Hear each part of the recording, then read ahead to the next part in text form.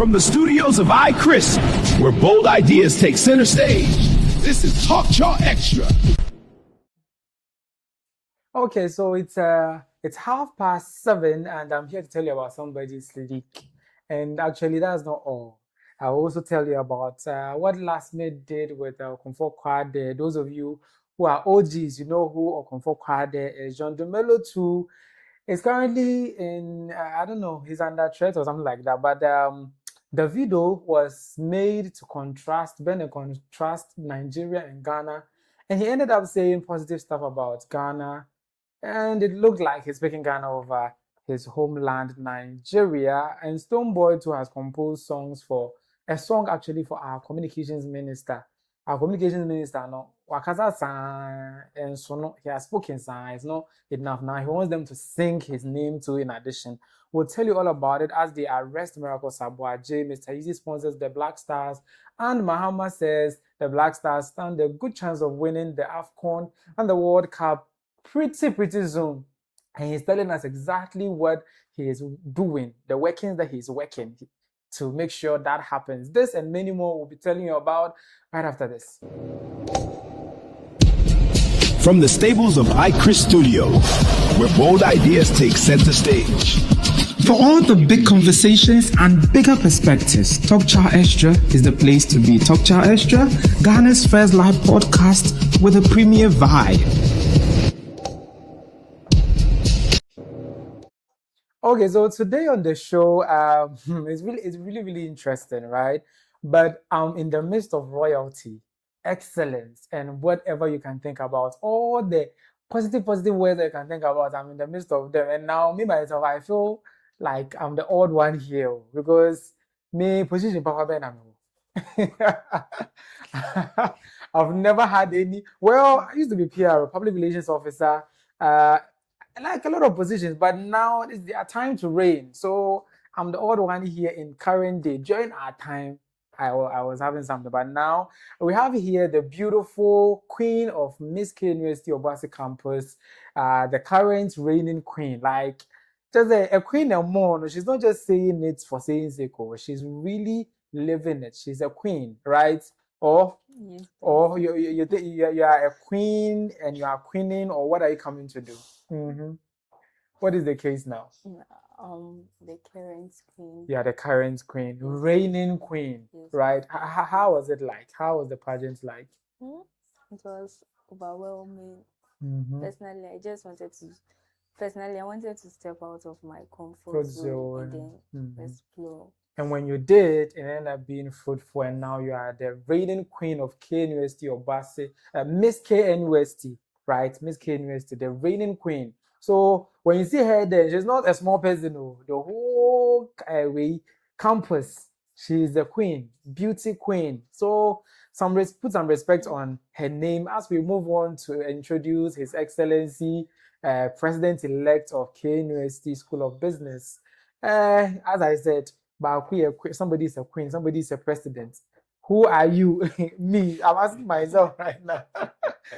His Excellency, what's up? I do, Chris. I believe all is well too. Yeah, I'm there. Just that you people are now becoming big. You are becoming big men. Big. Very soon you'll be bigger than me. You know, a child cannot be bigger than his father. Are you sure? It's never if you're not being giving birth to, how would you have been come up being whosoever you are? So no matter the milestone you achieve, you are never better than your father. And as the elders say, what an elderly would see sitting down on a chair, will take you. A child can even climb the tallest Iroko tree and he will not still see it. In the spirit of that seniority and elderly vibe, there's an elderly man of God in this country. Like since I was young, look at me. Since I was young, I was very, very young. I heard of his name. And now that I'm still here, like over a decade or two later, he's still here. So he's not a small person when it comes to the profession, or actually the work that he's doing. Because they said kingdom business, right? So the work that he's doing. So In recent days, too, another pastor has emerged who is also taking center stage, taking all the credit, leading crowds, and everybody is interested, much interested in his Sobolo. Yes, if you know where I'm going when I mention Sobolo. As for the other one who's been there for decades, he was selling a Buramunsu, right? So he has sold the Buramunsu for 2 decades. Another has come and the person is now selling Sobolo. And now it's the clash of the Buramunsu and Sobolo. Can you just imagine that? These two very supposed much, okay, I want to say supposed men of God, but they are men of God, right?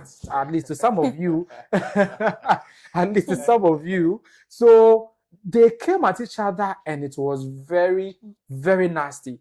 I myself, I was like, me, if I'm in a fight with somebody, I won't stoop that low. But these people were able to stoop that low into the trenches and they were saying a whole lot of garbage about each other in a video, a compilation of it. And even an actor happened to join the fight on the side of one of them, the one selling Sobolo. Hey, Adom Cheja and Ebenezer, that Kyei, Adom, what's the name? Yes, those 2 people, listen to them. We are Buapi. We are going to Shoka.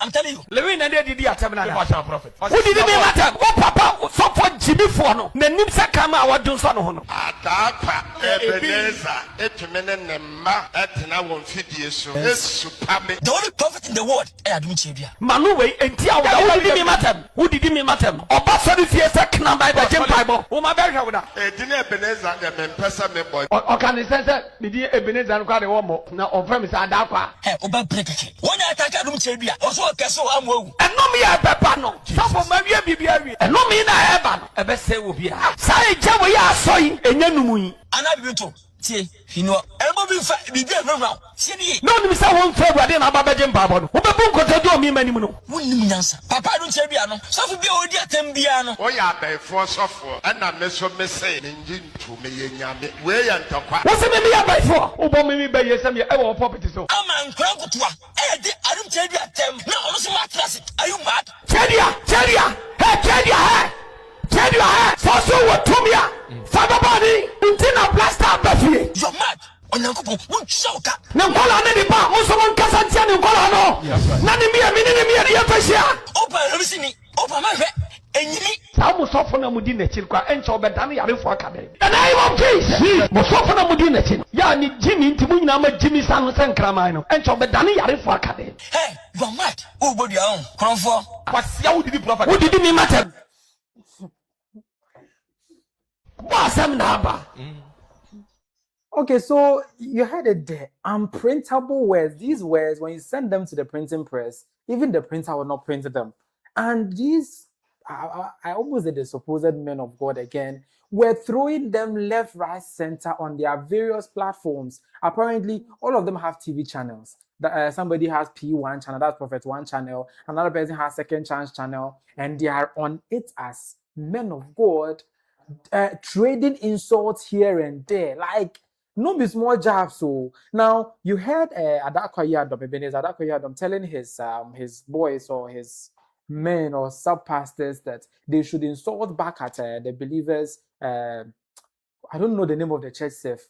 Adom Cheja, they should insult back at them. They really did that in another video. But apparently the hit back from what was the name? Adom Cheja was unsettling for Adom. So he took to the cursing route and he now came back again to curse them. So because he an idiot. Or who said, "I'm not yet to say, Adom Cheja for no." It's like babies with sharp teeth. So he came to curse them in this video. Memo de me to them. Moyan Kolanketwa. When I'm a friend, I told you was for the near woman. Momo de no one say when you're couple Juma. When you're no me, what will Batu be? What will Nana? What will you day? Now, so come, what would you anymore? Because don't cancel me, then when you're no me, Tomel. And when they come with Nara, will be sick from any yet. A brave Biara when you're about free through, said when you're about free through. Never told so me test about 10. Mono me the paying Christian charges and your solar charge. Jesus, the sainty The wakasetia me no. Wakasetia wasafu Yehowa. Wasro ni asasi yefo. E on wadi ukonim. So can you imagine your pastor training the twice? Like those who understand you know what I'm talking about. He's seated there cursing his colleague pastor and his followers. He had to sit down and drag his ASS. And in that part of the world, when somebody does that, it's really a very, very powerful curse. In fact, I've heard stories of people being unalived by that thing. Like you do something to somebody and the person goes to the bathroom or whatsoever and drags his or her ASS on the floor and says things and it ends up happening. And this is what we are seeing. A very renowned, like a veteran. As I said, he's been doing this for almost 2 decades now.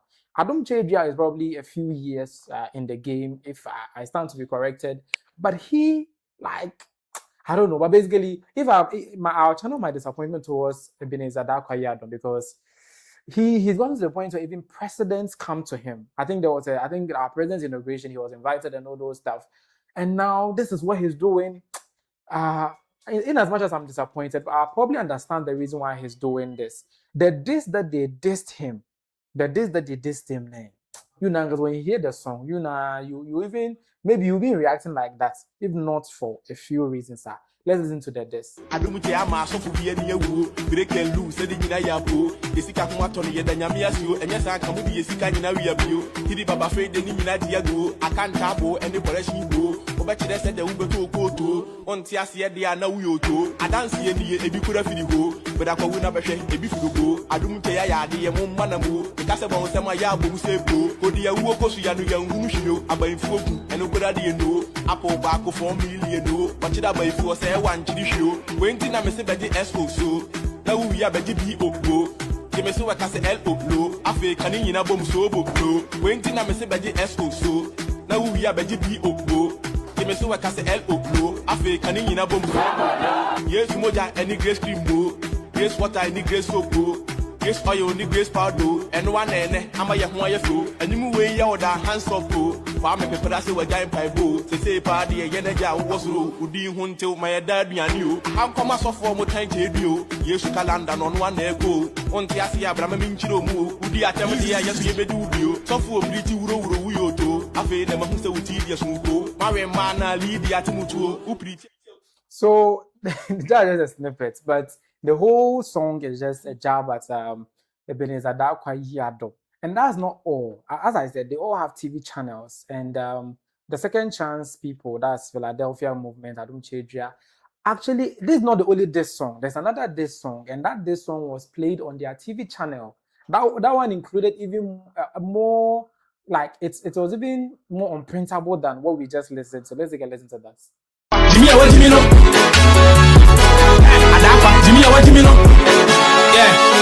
See a fui, Yansa Boss, the Biabaco, Adwini Moha, Jesus, if you over talk, Jimmy, Adrunti, and you are going to go back to lay ways for the Europa, Fabio, Namu and I make up Manco, you best summarize at the year for a panto. It's a condemned Sasotrone Yahu, Namu Munda, or a game, or tiny Moyana, Minister Yama was on it in a woo swing. Yamichi put on the penny away, Yansa to us, Kuramina Zamboni.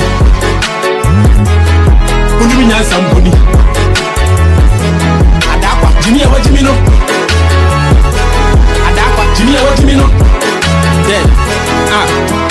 Baby, I do no time I want to meet putting in here for and just winning me. Ben so pass if you say so that and then one trip if I must over to here. Would you mean to try one castle pedia?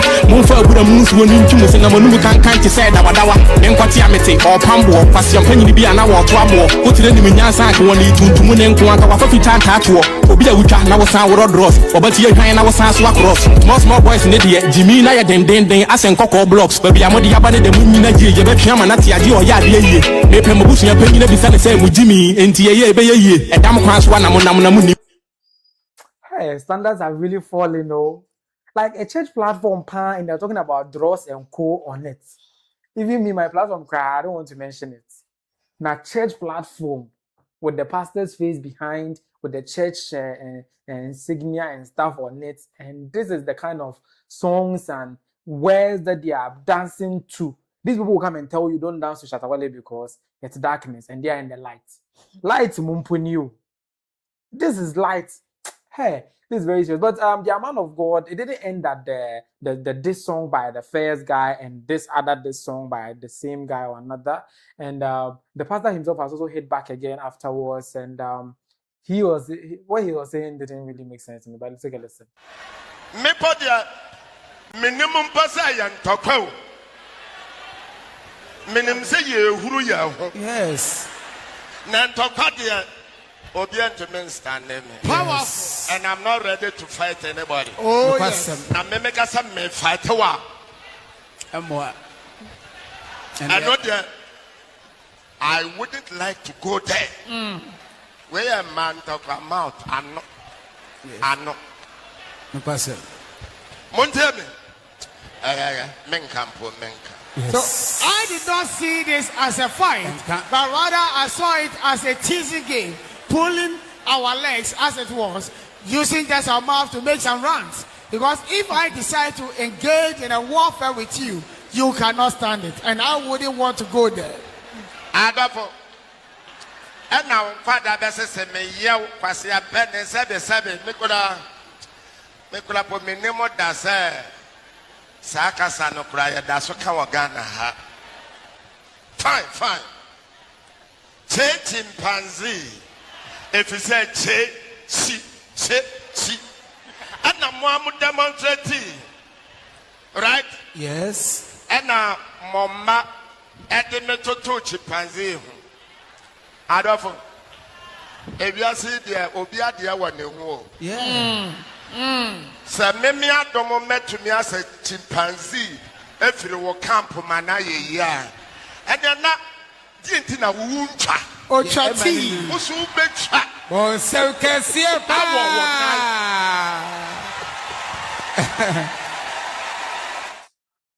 Ozi ochati ready Uncle Bongo we are nowhere.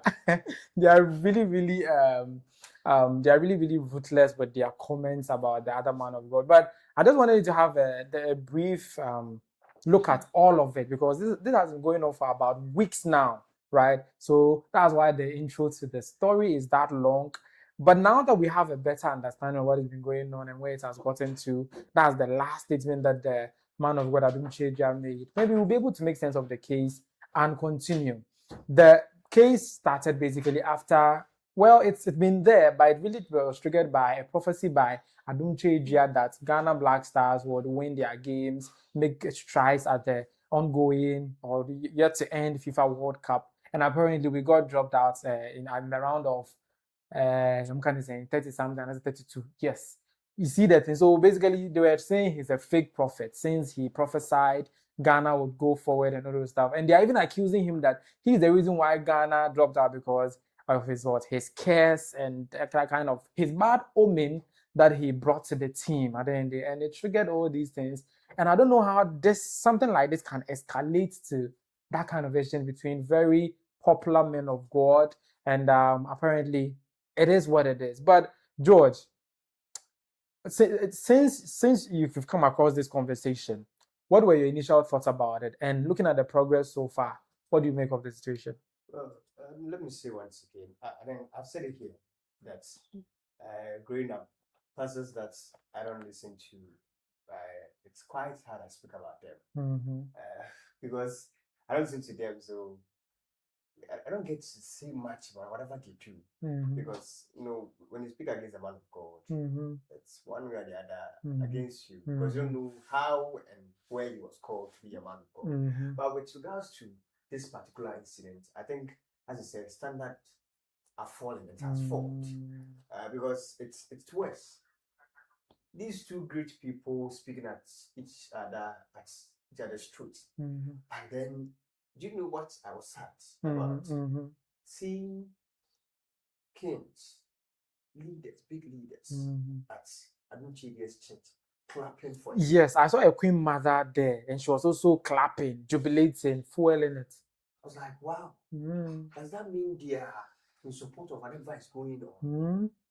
And you see, I must say, Brother Nabu should calm down, should take his time. You see, it seems that after he became known by money and other things, unnecessary things that he engages himself in. Yes. You see that Levin has been engaged in something and then you listen to it and there's no anything proper. Look at this. I could believe that it was him who flew out. So you think Lewin is the mastermind? Come on. You see, whatever is going on, for you to have come up again in your own vehicle to have insulted the man of God because he chose something against your man of God. We have 1,001 people in the church. Why you? So standards are falling, and then I must reiterate this here over. I think within the week, the U.S man says something that if we don't take care, Christians will be erased by politics. If Christians don't take part in politics, politics will erase them. These are some of the things that would erase, because it's already eroding the credibility of the religion. Of Christianity. It's so bad. We must speak of it, whether you are from GBS Church or you are from Opambour's church. It is not. It's uncalled for. Nelly, you've also listened. You've also come across them on social media. As a Gen Z, looking at these Gen X and Y and whatsoever people know, doing themselves dirty like that on the media and on their TV platforms. So they are doing it both traditional media and new media. So say, they are not even. They are shameless. They will do it on their TV channels, do it on their social media channels and all that. Seeing that online, what are your thoughts? First of all, they are taking Christianity as a joke. Already, we receive attacks from other religions that Christianity, we are joking and all this, and then they are selling themselves out. From what Adom has said, he was teasing. A pastor in season, they don't how they don't correlate. Teasing with unprintable words, teasing by calling somebody an epileptic person. How is that teasing? That they don't correlate. As a pastor, you're supposed to be winning souls for Christ, drawing people closer to God.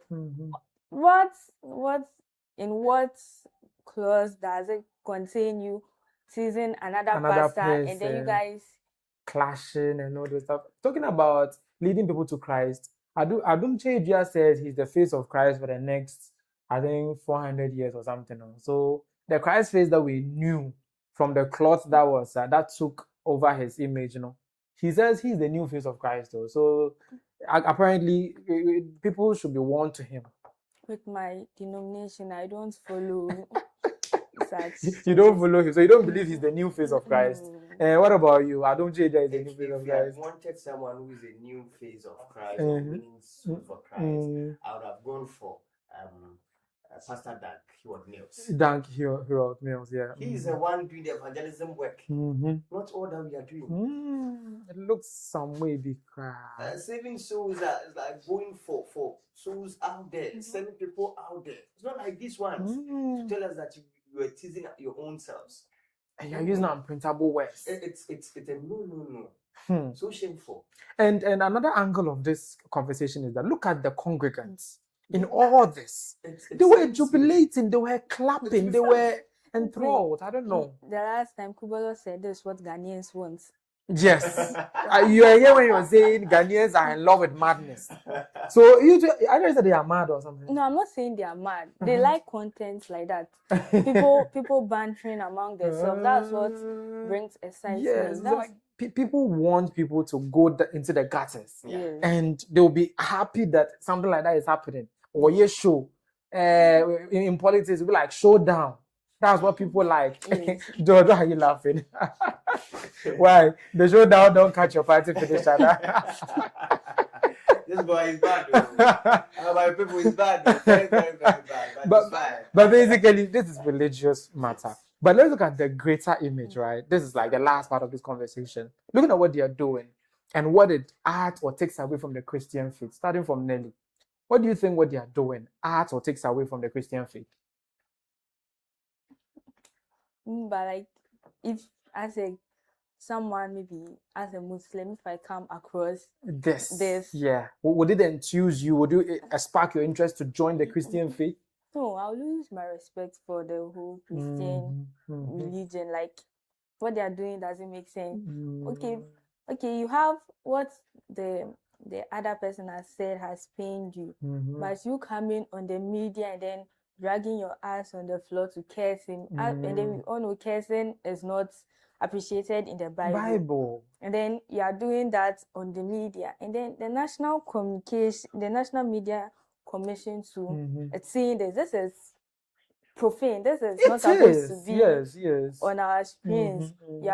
There are young people watching television always, and then they come across it, and then their audience clapping for them. So in their mind, what they are doing is positive. It's okay.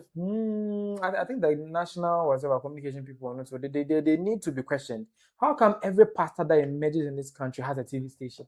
Is it that cheap to own a channel to the point where almost every pastor, OB, P1, Second Chance, Philadelphia, so everybody just have TV station on our DSS, digital terrestrial platforms?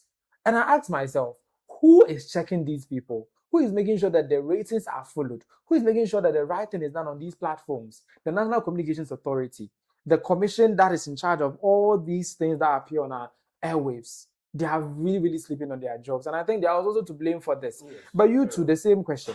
What does it take away or add to the Christian faith in the country? We are in the Gen Z era. And I must put myself as part. We are not ready for Christianity services, Muslim services, traditionalist services. We are not ready for it. So if these things come on board, Gen Zs get more grounds to defer why they're not going to church. They will not go to church, yeah. So it's as I said, it's a no for us to even show these things on our televisions. And once again, let me come to the NCA's matter. If not the kind of politics we are playing here in our country, these ones they shouldn't have been on our screens. Yes. No, they shouldn't have even had TV channels. It's because of the kind of politics we are having in our country that when one comes to power, it comes to take off those that we believe that they are politically affiliated, and then we leave the others, of which regulatory we are supposed to look into it very well. Do you deserve to have a license to open a TV station, no, rather than going against our opponent political party and then closing down their media stations, but rather these ones, it's not to be spoken of at all. And the last thing about this, last, Lil Wayne poked his nose. He poked his nose, or he was engrossed in it. Very well. Let's say both of them doing it was that bad, but Lil Wayne come in the midst. Like, what do you think Lil Wayne is? Is he the defense minister of Philadelphia movement, Second Chance movement, or Adom Cheja, or he's just that guy who wants to be in every chaos that there will ever be? Probably he wants to be a new applicant, or how should I put this? A new admitant of the new defense university that is coming up. Probably he wants to be one. But on the other hand, it is too bad for him that it seems anything that comes up and is about Prophet Adom Cheja, he wants to speak about. Yes. I must say, when Jesus Christ was on this earth, we had a number of people speaking against him. Yes. That not his people never went against these people. Neither did they even spoke against them, but rather they went on to preach the word of God. Even after he had left, they went on to do what he had told them to do, but not to follow certain things of this kind. It's too bad. It's very look bad. At all our actors. It seems he's the only one coming up, always we see him in trouble. In negativity. Every when negativity calls, he's ready. He's always answers. He's ready. It's that bad. How do you see Lil Wayne in the wake of all this?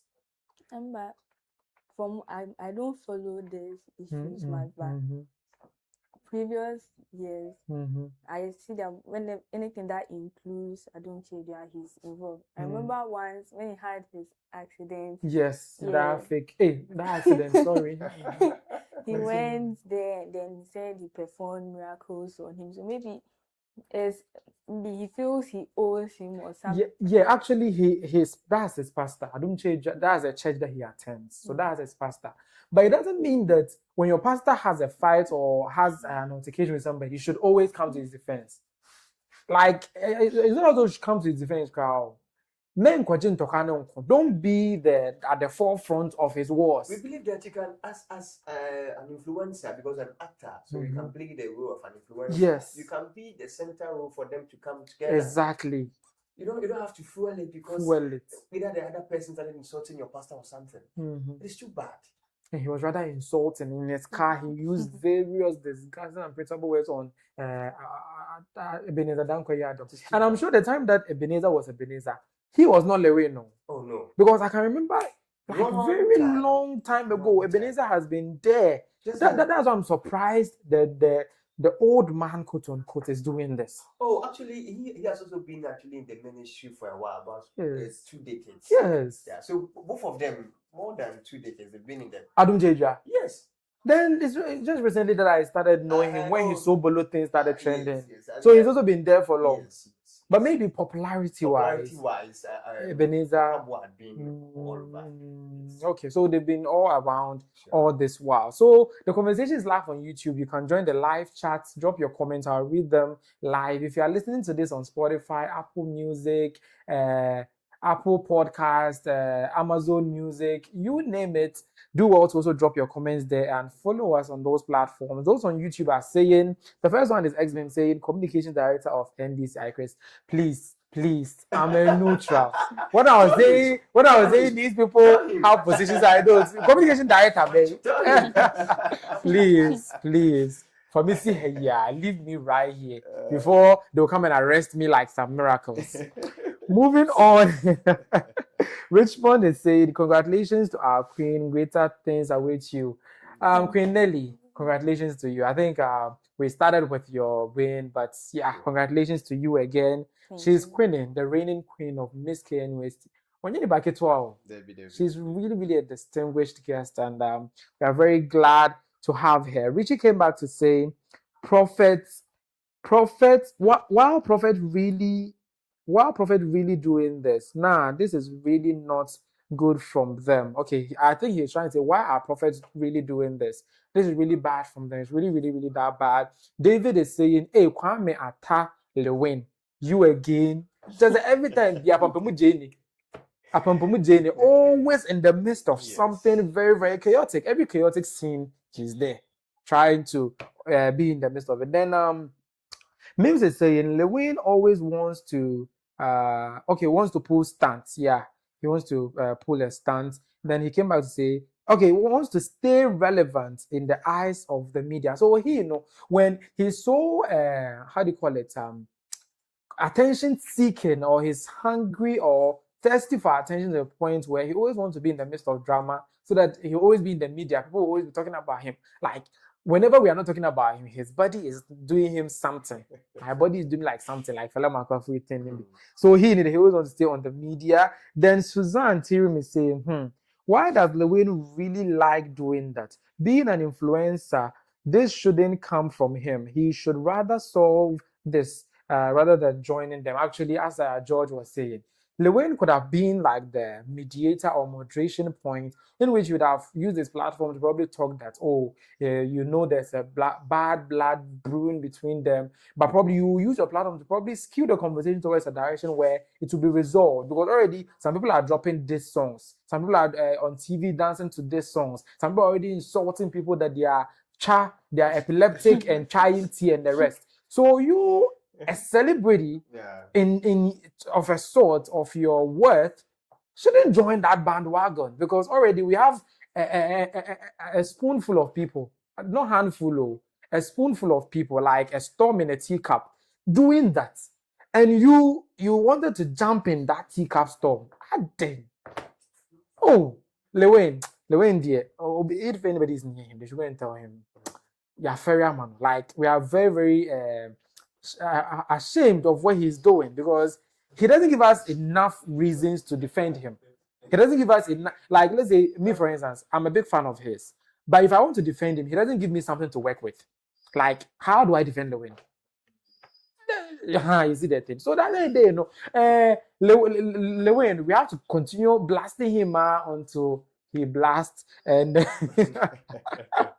but moving on and we'll go straight to the books, the legendary books, and a young lad by name Lasmid is actually going back to his roots, actually being inspired by the OGs, those who paved the way, the pace setters, I beg your pardon, who actually did music for them to be able to know how to do it now. He actually went down memory lane, picked some of their inspiration, particularly in the books or the archives of Okomfo Kwadee, when he tapped into his hip life vibe in another song called Biggest Nathaniel. It's been making waves. For me, I felt it was a bit outstretched. Like, already we've seen Famia do that. We've seen Bisa and Co do that. A lot of people doing that. And at the end of the day, it wasn't really given to me. But other people are loving it. Biggest Nathaniel is currently charting on all charts, trending. A lot of people are buzzing to it. And he tipped it off. How do you say it? He put the icing on the cake by paying homage to the one who inspired the song Biggest Nathaniel. He went to Okomfo Kwadee in the facility that he's currently in, and the man was very, very, very honored to receive him. He was also listening to the song, and he would see himself, in fact, hear himself in the music, and you could realize that music has a way of connecting with people. He went to him, and let's take a look at this video. With the appreciation, because because we inspire the brave. And so by say, we show appreciation. Yeah. Well, super, you hear the song? Yeah, yeah. You crazy. Where people they mention we see them things. So me, I make happy. So this is my first time I see you, but I make happy. Me so far the place I did, I make restricted small. And I mean, share in 10 pp so and it is all banner. I say, okay, make a yes. What sounds I inspire me, so me artist back on. Okay. I'm say friend rigid. Rigid, alright. I'm also put a sound now. Alright. Very good, we did that's it. The bicycle that's in the Okay, apart from paying homage, he also, yes, the song that is connecting them, Biggest Nathaniel, he also sang it to his hearing.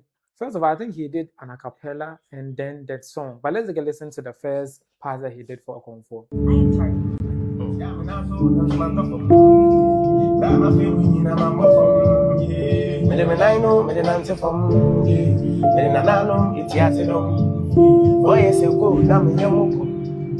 Baby black, no me dancing you. Me cast a baby beba do me see down.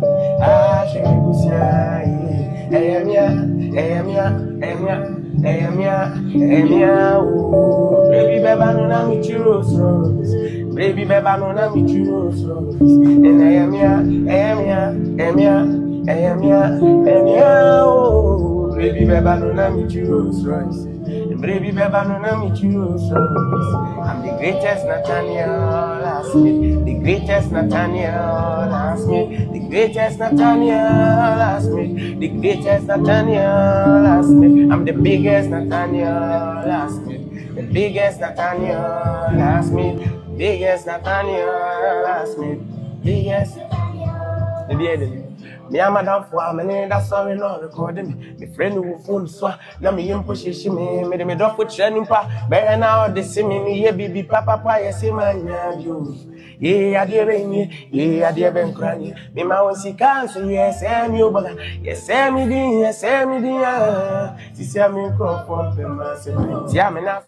So, you are playing a song to an elderly, you are miming.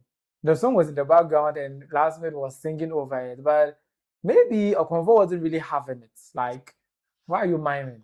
You need to go live. You need to sing it like you mean it. And when he started singing in the a cappella without all the song in the background, you could feel Okomfo was connecting with it because he told him like the second verse or something like that, and Lasmid sang it a cappella, and I think that was what really sat into the soul of Okomfo Kwadee. Take a listen. Oh, me second verse, Kwadee. Let me check Nancy and Amici. And I say, me and madam for a minute, that's sorry, no recording. The friend who phone so, let me push me. Yeah, don't put you in pa. But now they say me ye bibi papa yes man yadi. Ye na dia beni. Ye adia ben krani. Ye ma won sika so yes me uboga. Yes me din, yes me din ya. Tisi amin crop one pe ma se mu. Ti ave na so na tomato fo. Bra ma fe mu ni na ma bo fo. Ye me de na no, me de nante fo. Ye. Me de na no iti ate do. 4 years ago na me ye ko. Okay. PP Black. Let me dance in you. Yeah, make I say, baby, baby, me sit down. Yeah. Ah, show me who's here. Yeah, mia, mia, mia, mia. Baby, baby, no, me choose. Hey, I hear everything. So you see, like a cappella and now it was all to papa no if you want to listen to the song, you would play it on Spotify and listen. So I think this a cappella was what was given. He didn't leave empty-handed, or he didn't go empty-handed. Actually, he donated to the facility that is currently hosting our legend. We all know he's battling with mental issues as it stands now. So he donated some items to them. We'll just take a few seconds look at that. Then we'll talk about the impact of the visit on the overall well-being of the legend after this.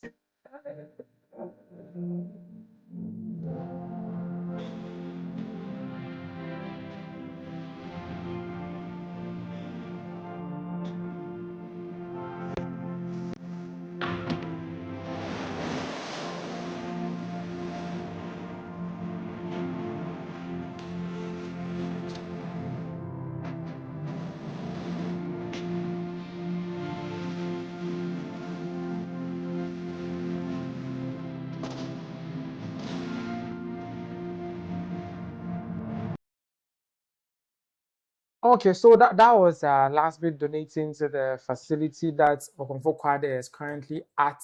And as he said earlier, he's quite restricted because of the facility that he is at. But when he went and supported them, he thanked them and all those. And one thing that we are failing to look at is that the mother of Okomfo Kwadee says when he comes into contact with some of these people, like musicians, that his colleagues, artists, and all those stuff, we all know what led him there. Before, like if I'm going to euphemize it, I'm supposed to say he's a drug addict, but I'm trying to say that drugs is the issue, right? And when he comes in contact with his colleagues, that's when it triggers him to go back to the drug. So his mother was like, she wants him to stay as far away as possible as he can from them, because the moment that they come into contact, oh, we are going to do music, before you realize he's back on the drugs and all this stuff. But now he has visited him in the facility that he is currently at. That's the Wailing Way Recovery and Rehabilitation Center. And Okomfo Kwadee is currently there, and he gave them all those stuff. I asked, back connecting to the music, being inspired by a young champ being inspired by you rather, and now it's more or less like he's seeking a verse or something like that. We are told probably they are remixing the song and all those stuff. What is the impact of all that of Okomfo Kwadee's well-being?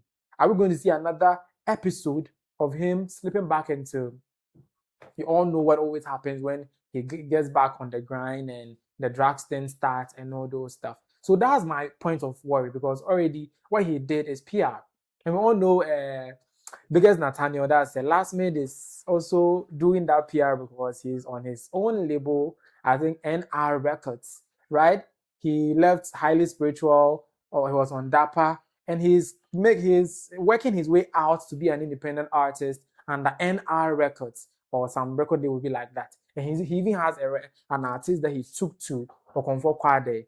But apart from the PR, apart from how it looks good on our eyes, what is the impact of this on a recovering addict at a rehabilitation center? Do you guys have an idea of rehabilitation process? Yeah. So I think in outside world we have rehabilitation center where we give to people that we believe that they are recalcitrant.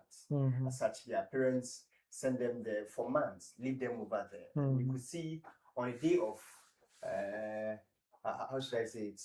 Is it reuniting or something? You see, these children become so happy that they've seen their parents Their once again, parents, because yeah. they believe that they become better of themselves.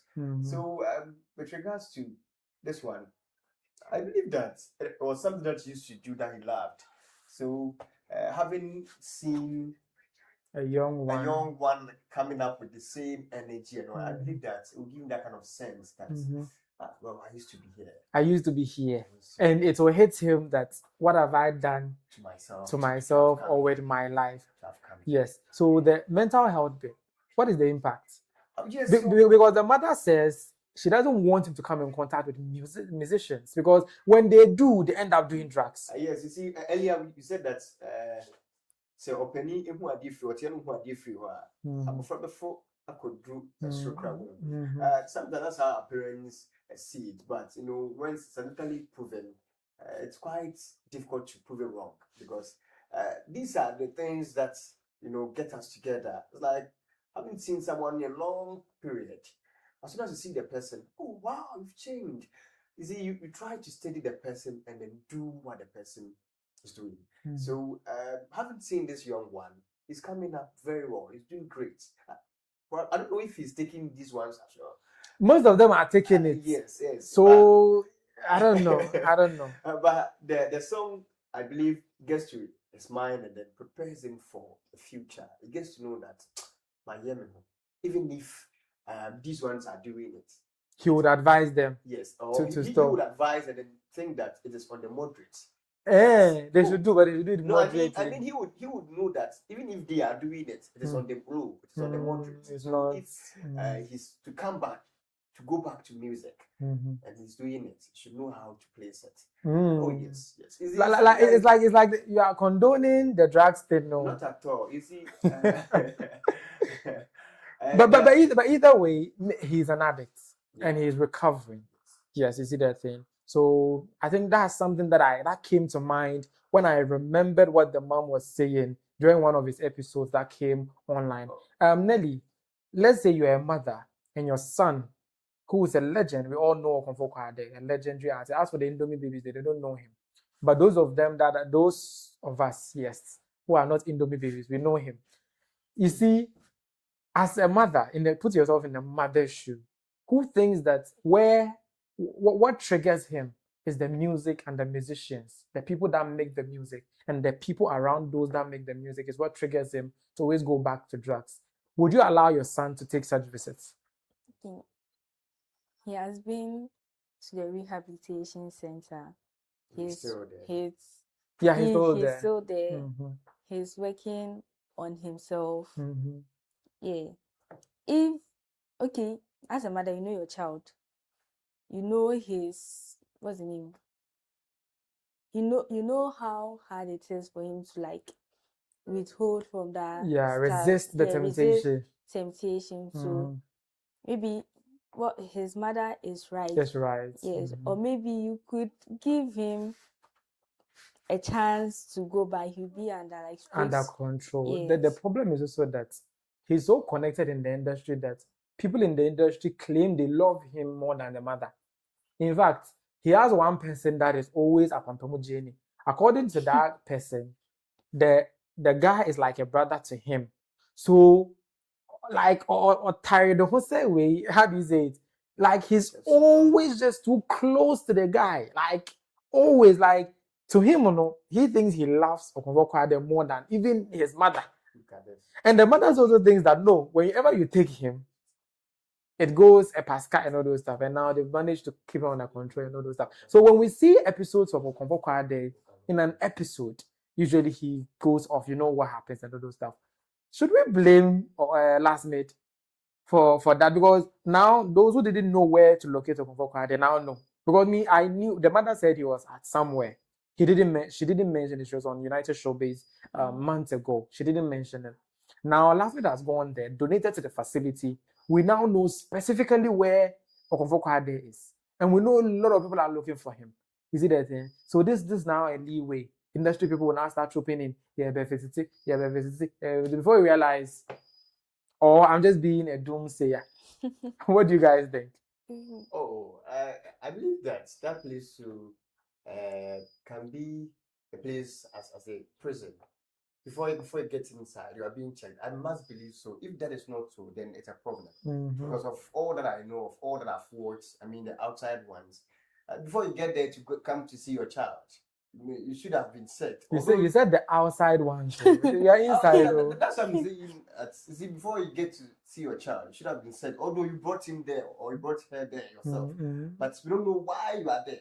So we should know why you've come, and then to set you that you are not bringing anything bad. So I must believe that you are doing the same thing over here.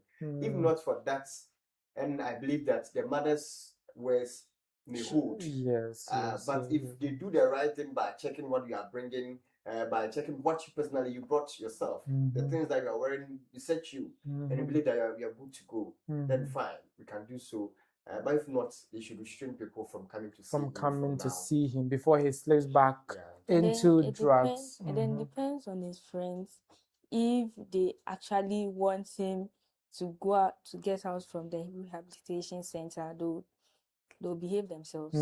Yes. It's just been happening for over a decade though. It always happens. Always you see a video of Okomfo Kwadee doing something wrong. At one point he's okay. Another point he's not. At one point it's been it's like a vicious cycle happening over and over again.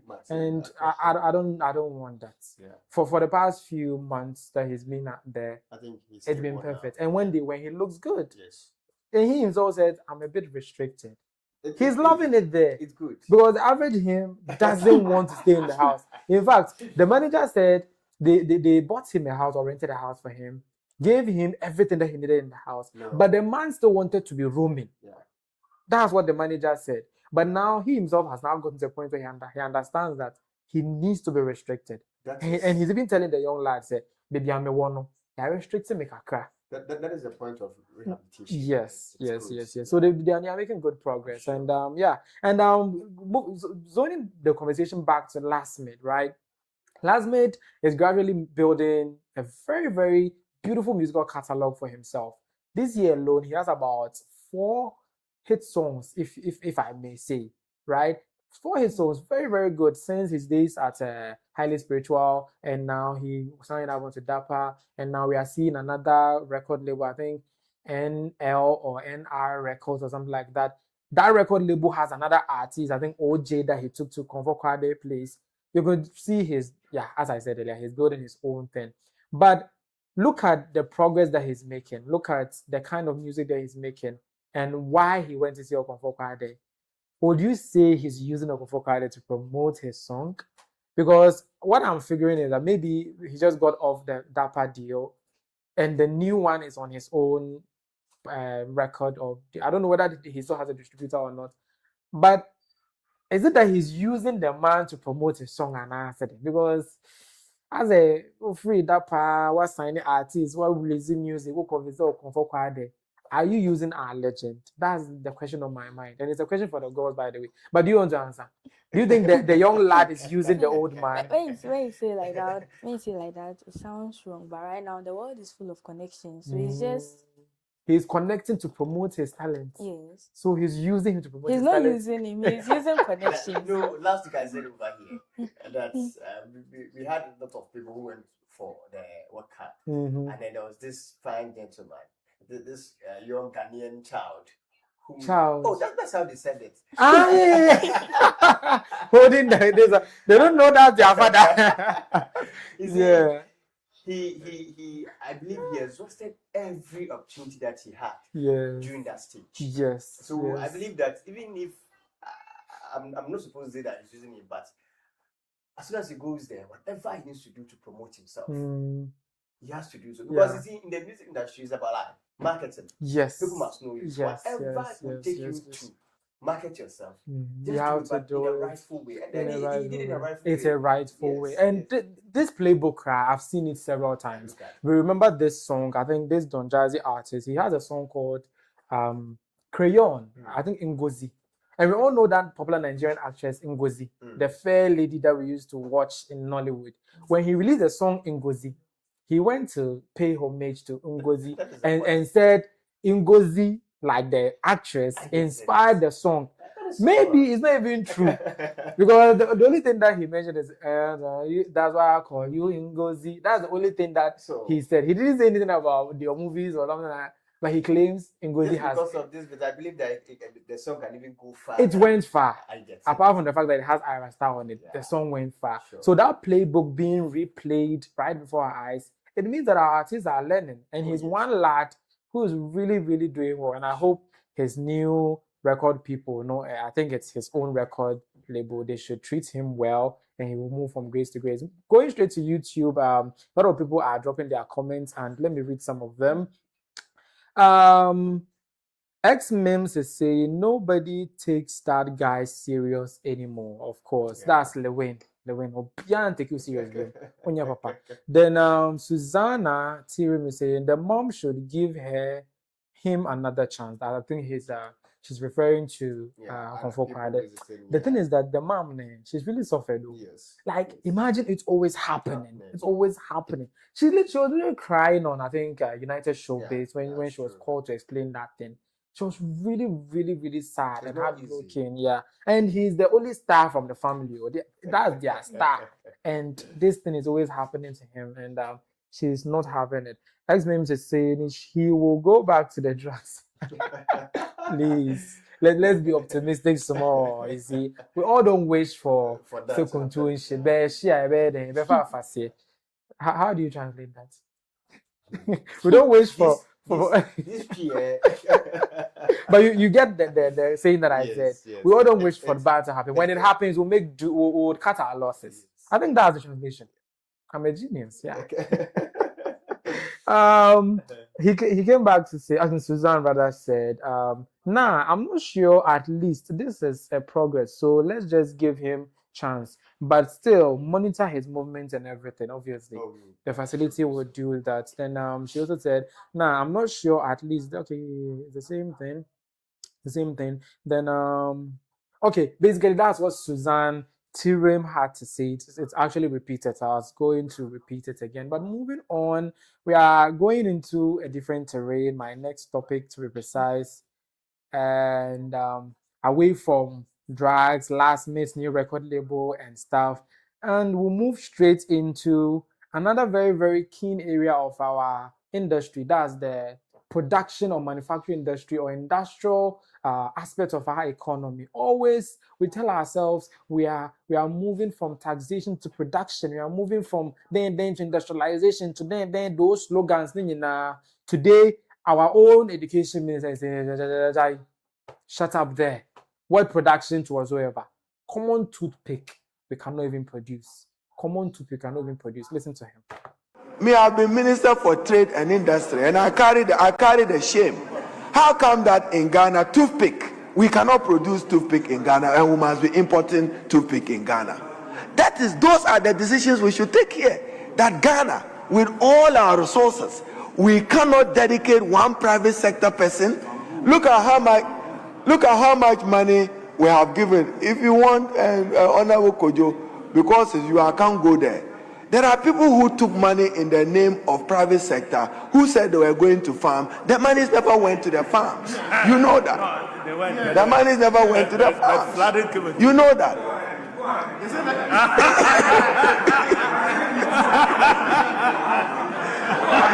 Mr. Speaker, so on job creation, I share his thoughts and I admire his brilliance on it when he's talking about job creation. But 1D1F was not a solution. Okay, so that's our Honorable Education Minister, Honorable Haruna Iddrisu. And for those of you who don't know, the man that he was referring to that took money to go and do a farm, that the farm never farmed. There was no farm. It's Chairman Wuntumi. I don't know whether he didn't want contempt of court as well. I mean, they can't sue me. If you see a man of straw, you get nothing. So yes, Chairman Wuntumi took money from the Ghana Exim Bank to go and do a farm, and the farm was never there. He rather went and did Galamsey. And I know my man right here doesn't want to hear it. And that's exactly what I would say. Currently, he's saying they should go play bargain. He will pay the money. Let him pay times 10-fold the money that he took. Double it, triple it, quadruple it. And let him pay. That's what he was saying. But going back on topic, Why is it that our country claims to produce stuff? We are producing, we are industrializing, but common toothpick as it stands now, we don't produce it. Like we've been saying, I've heard this argument long ago. Like toothpick cry imported, we import toothpick. Until date, we still import that. And wood cry is here. We have a lot of wood here, more than even the place that they supposedly produce that toothpick. And you ask yourself, do we have sense? Me, they have sense though. But what do you think? Why aren't we producing common toothpicks? I guess, despite my stance as a new patriotic party member, see, we have truth and we have matters of argument. We should all come to a place. If not, our country will lie and will be like this for years. You see, we have always been talking and been talking and been talking. Meanwhile, these big men take big monies, and then what they need to do, they don't do it. They don't do it. And one thing I like about the education is the fact that when you do something good, he will say it, whether you are from the other side or from him. So he's honest. You see, he said, could you? He admired Kojo's fact that he brought on board the job creation matter. Yes. You see, Kojo Oponkroma. Yes. One of my favorite politicians, by the way. He's very good from IUB. He's very good. Yes. You know, so we should Asiasia Yiribi. Ofuase. Okay. We should all come to play to these things. We can mechanize our country. We can industrialize our country. See, it's not just one person's play. We wanted to do a Konkete, of which was a very good initiative, but its execution was bad. Basically, that is our problem as a country. You see, industrialization, we can do it, but the execution to the project can always be the problem. I can bet you that government can import all these machines into our country, but to the execution of people going in there, those to be employed and all that, the management of such institution will destroy everything. They will collapse the business. Everything. That is why we are not having it. Because I believe that we have talent, we have degree holders, we have academics, brains, which can work with all these things. But they learn. It's the learning process. Yeah, and this is even common. Like you don't need rocket science to be able to know how to produce. Already we're producing sokobia. That wood that we use to brush. So we should be able to produce this one. We are not allocating funds to that, and then our leadership and our mindset isn't helping us into the industrialization that we want to have. It's a big problem. We should all come together and solve. Nelly, will you use a toothpick from Ghana? Made in Ghana toothpick? Oh, yes. So, like over the years that you haven't seen anything like that. And we are not just we are not oversimplifying the issue. Toothpick is the point of contact. In fact, there are a lot of things that don't make sense that we import into this country. Like basic things that we can just do ourselves, then we import. But toothpick is the matter on board right now. So those of you thinking we are oversimplifying the issue, that's not it. We are talking about the overall industrial sector of the country. Toothpick as a point of contact. Why is it that you think it's never happening? We are not having that ingenuity to go into that field. Okay, so what if? See, other products, when you go to the market and then see a product that's made in Ghana on it, oh, that's an idea, made in Ghana, it wouldn't last. It wouldn't last. So some people they produce it in Ghana, then they put made in China, made in Togo. So what? Made in Togo? Yes. Hey, please. Yes. At least Togo, dear. Yes. Please. This one, dear. Togo. Oh, but but you see, people go from leave Ghana. They wake up at dawn to go to Togo to go and pick goods. Yeah, that's the ever people because some people come. Some people live here. But I know someone who lives here to go, Togo. Yes, to go and pick things. Yes, to come and sell. Yes. So they are going. They are imported from Togo, but maybe they import from Togo, but branding it made in Togo to give it a name or a certain brand. It doesn't go home for me. We Ghanaians, as long as the Ghana flag is not on it, is good. Yes. So we hate ourselves. Not like we hate ourselves. We don't trust. Yes. No, but then that's bad. because Ghana's products with a premium quality seal on it, the Ghana Standards Authority have checked it. It means that it's good. And we can mention a lot of homegrown brands that are doing well. Most of these Unilever products that we have now, until recently that some of them went because of economic hardships back then. Most of them were produced in Ghana. You take Pepsodent, you take Close Up, you take Adom, you take Carnation, you take, I'm mentioning Unilever alone. Nestle is producing a lot of their things here. These are products I believe they have other base globally. Yeah, they are multinational companies. So basically, they are not focusing on the Ghanaian market alone. That's where we get it from. Because you see, we have had a number of products of which the FDA would have called for a number of times for recheck. Why must that be so? They should always know. And it's usually that you have the money to supervise production of materials, goods and services, whether for consumption or for any other thing.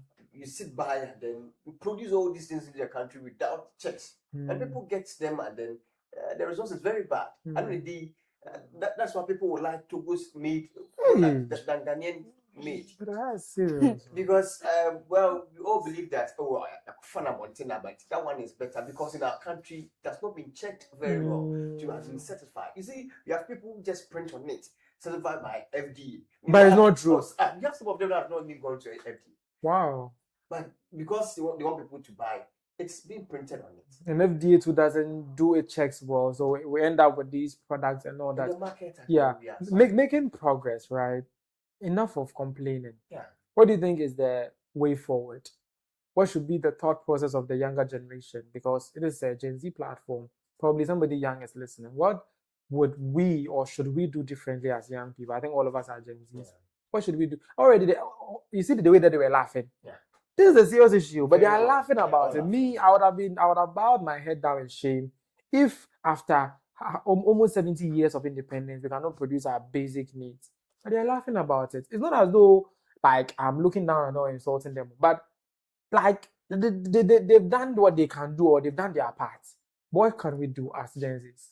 But Iddrisu, do you know in our generation, one thing that is tagged to us, but we're not doing it. It's very laughable. I don't know if you've realized it. We are tagged with book, but we tend not to like reading. I don't know if you've realized it. They think we know more, we read more. We read more, but we don't. Should I give you an idea of why I think that's so? Reading has increased exponentially. Great. It has increased exponentially. But when you go into the reading, what people are reading, book reading has also dwindled drastically. Because now we have a lot of text online. You go on Facebook alone, what you've read is like a whole book or two. So reading has increased.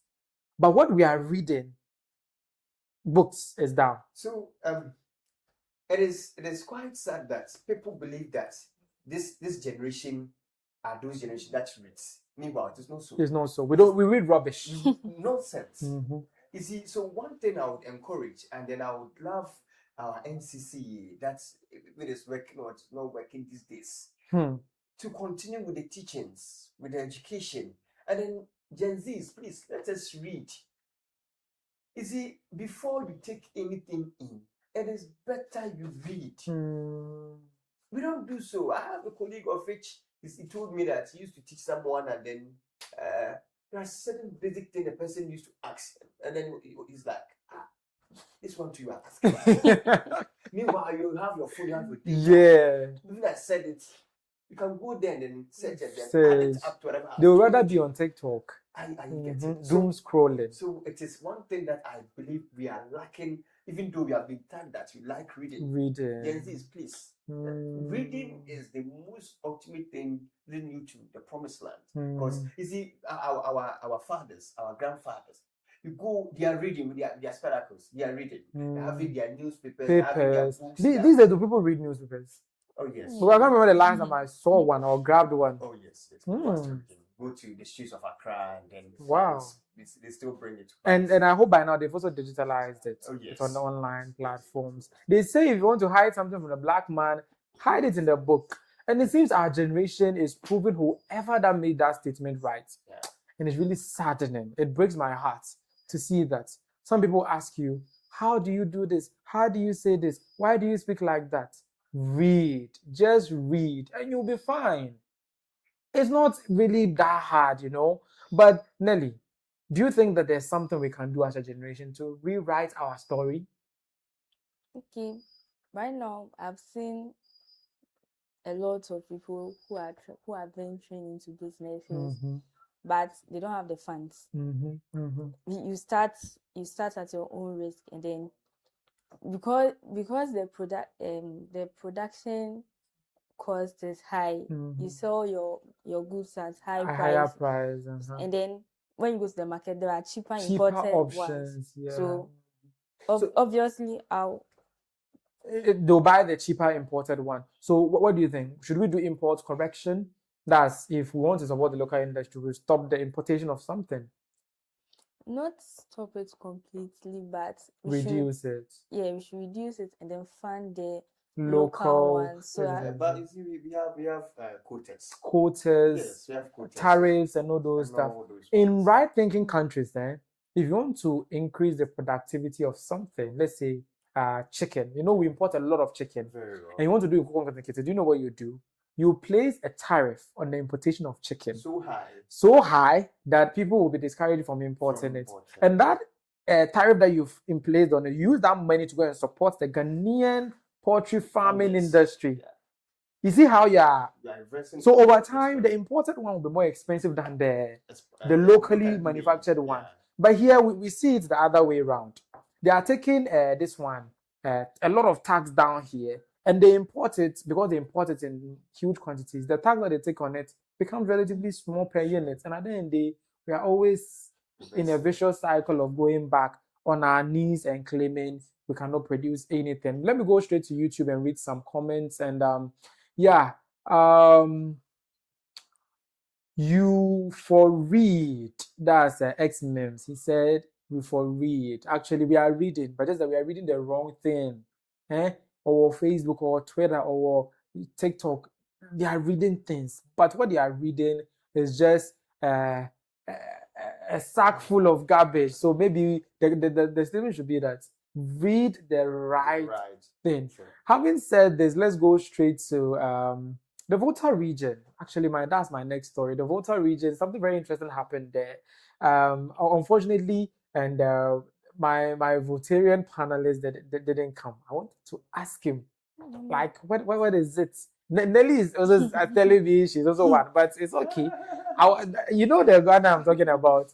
But something very interesting happened in the Volta region in which a truck full of goods overturned, and the goods were all over the streets, pelted all over, and all those stuff. But something very surprising happened. Everybody that was there stood still, sympathized with whatever that was happening, and asked themselves, what can we do to help? And immediately they came to the realization that they need to help the truck and reload onto another one so they can continue their journey. You just oppose this very scenario that I just narrated to what would happen in the capital and other parts of the country. And the moment that the car overturns, somebody is running with Usain Bolt speed to go and pick the goods that are on the floor or scattered all over. Then you ask yourself, what is the difference with the Voltarians? How are they built? How are they like that? For those of you who don't believe me, probably take a look at this video. I'm a virgin, la jogalo, ayolo. I'm a newto, la comalo, ayolo,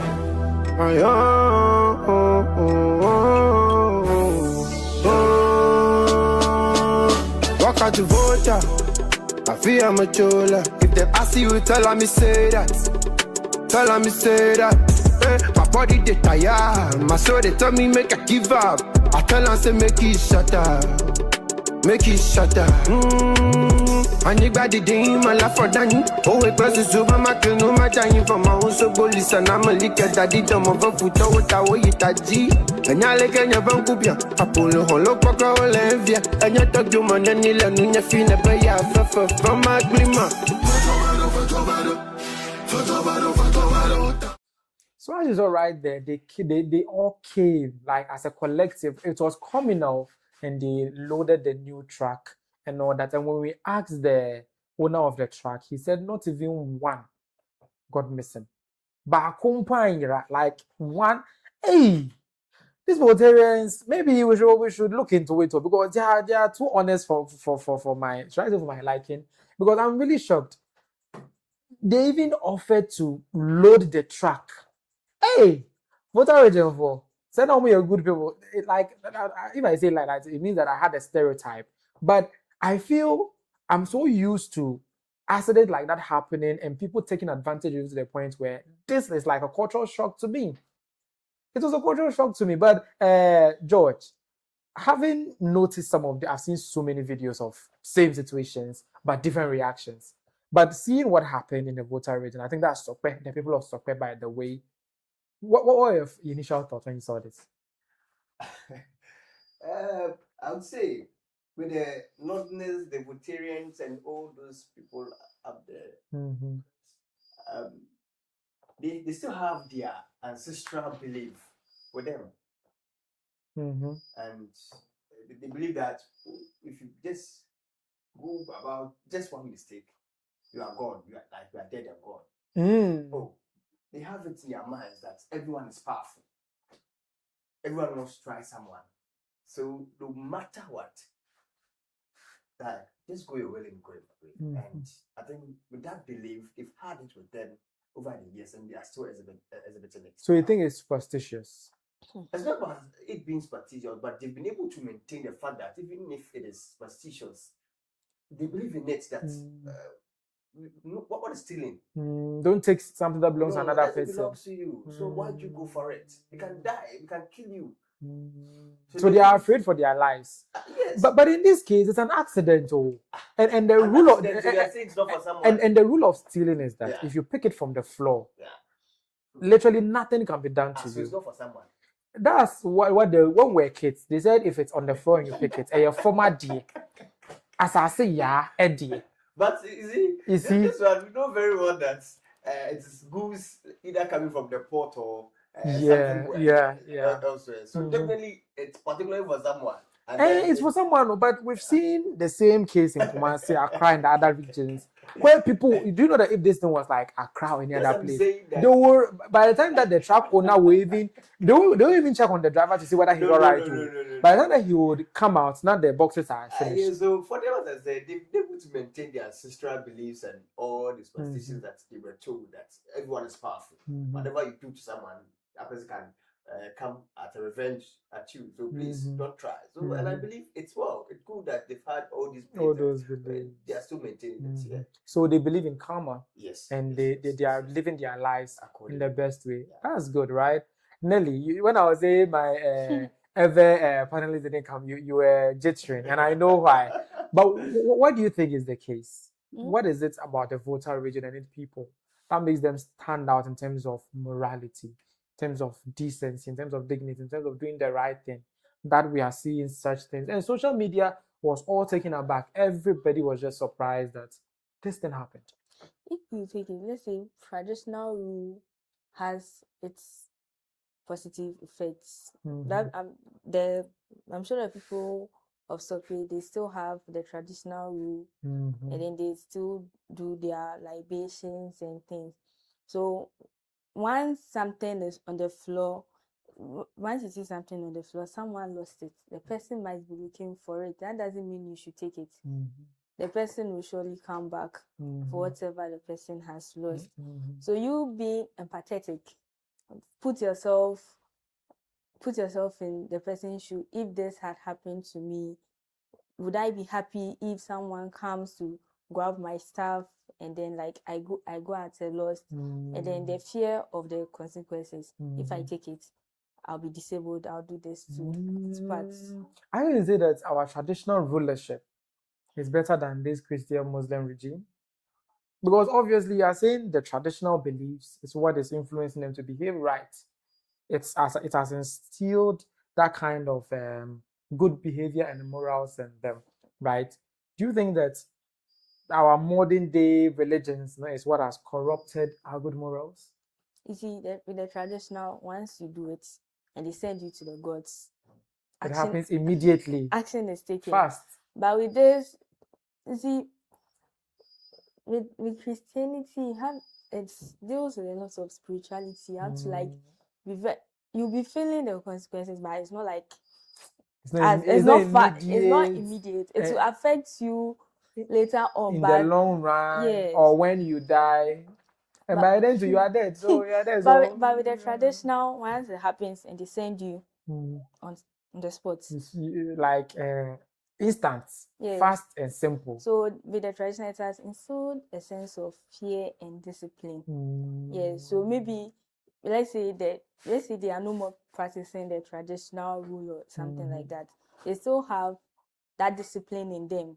Once it's not yours, do not claim it unless the owner offers it to you. And I'm sure the owner who actually lauded them gave them something after they carried the goods onto the new truck that he brought. And he was very, very happy. He actually shared the story and it came online and everybody was shocked. But the same question to you, do you think that Christianity, Islam and the rest are the reason why now people will just sin because they know Anna, what do you think? Oh, it all play parts in it, but as Nelly said, but this one I'm speaking particularly with the Emirates because I've quite had a number of encounters with them. So they tell you how powerful these ones they are, how everyone wants to challenge the other. In terms of spirituality. Because he believes that to meet we know that. So I believe because of that kind of fear is in people. Yes. So please don't try. Because if you believe that you are so strong, then try. That person will try you. And then try our own selves. And you realize we are all gone. Is 6 feet down. Yeah. So the voter region people, kudos to you. And I'm very, very happy. At this point, I feel like going to the voter ratio because I know even if my iPhone 17 Pro Max fall down, I can go and come back and meet it. And I'm so the thing voter region, here I come because you are very good. And our beautiful lady here represents them really well. So yeah, take them there when they come. Take them so that they will go and see how to live properly. Morals are corrupt. You are in Accra now. You are morally corrupted. Yes, it's really cosmopolitan. I say BPI. It has really spoiled in everything. Cosmopolitan Accra. And let me go straight to YouTube and read some of the comments. My Kaswa people from X-Memes, by the way, my Kaswa people would have finished the product and taken the track away. Because some people, they will not just finish the product, they will pick the track away for Alomi. I mean, it's full of verse way. And he came back to us and say, it is actually nice to see good people in numbers in this modern day. Yeah, that was actually shocking because in this modern day, good people are hard to come by. A lot of people are not good. Honesty, it's not there. Yeah. Honesty is at its lowest right now. Then X-Memes came back to say modern day there is hope for humanity. He means based on this, there is hope for humanity. It can get better. David came and said, do you think it's because of particular goods in question? Please don't come for me. Don't you think it's because of the particular goods in question? What goods were those? I think it's tomato paste. It's like tomato paste. Yes. And you're insinuating that someone can open a whole enterprise with that. Or he's trying to insinuate that the people of Water don't know how to use tomato paste. Oh no, it's not so. I look at the flag in Accra. People were so eager to open shops when it swept the warehouse product. Yes. So eager to open their own shop out of somebody's warehouse. Yes. No, I don't believe so. Yeah. I think they're just good people. As to whether it was traditional relationship or whatever, they're good because you know that thieves, they don't care about the consequences of what will happen. Do you know that the thieves in Kumasi are crying and the rest? No. They know exactly what would happen to them when they catch them because they've been catching thieves almost every day in Kumasi and I see what they do to them. So I know exactly what awaits me when they catch me as a thief. but they still do it. So in as much as there's that fear of something may happen to you if you take somebody's own, it takes a good person to still let that, because everything that you do, bad or good, it comes back to you. So, but people these days don't care, massa, good or bad, we are doing it like that. So let's give them their thumbs up. They are just good people. They're just good people. And this is not the first time that we are hearing good like this. So other forms, they are clean. Their water bodies are sparkling fresh. In fact, the president applauded. Yes, yes. The environment. And all you do know there's no galamsey there. Oh, they've done now. Are you sure? And that doesn't say it's also part of the tradition and the superstition. You see, and we must be frank. They uphold such superstitions. Not that in our Ashanti region now that we are now trying to interpret all the superstitions we're told. When you are bathing, you are singing. It's not true that someone will come for you because the foam will get into your mouth, and then you see. Over there, you're not getting anyone to interpret all these things. You see, the last time I asked one of my colleagues, and I'm like, so do you have in a culture that you don't show it online? Because I'm here. I can just set how to dance Kyei and Duah. But people, I don't think they like that. But they have Agbaja. No, we have.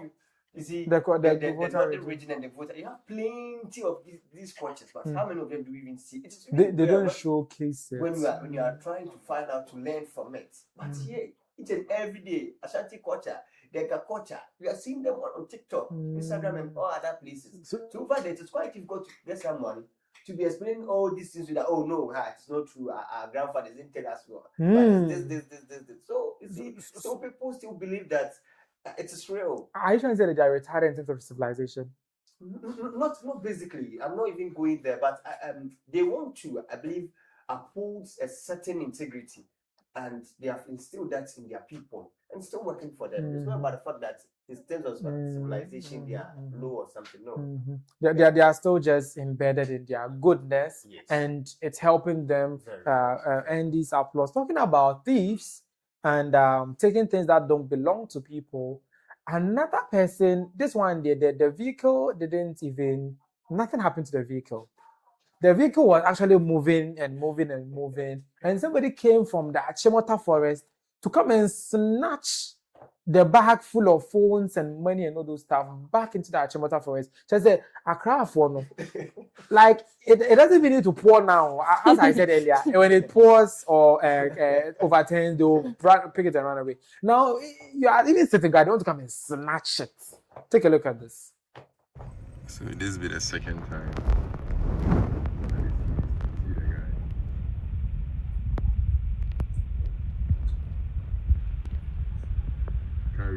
Carry the money in bag or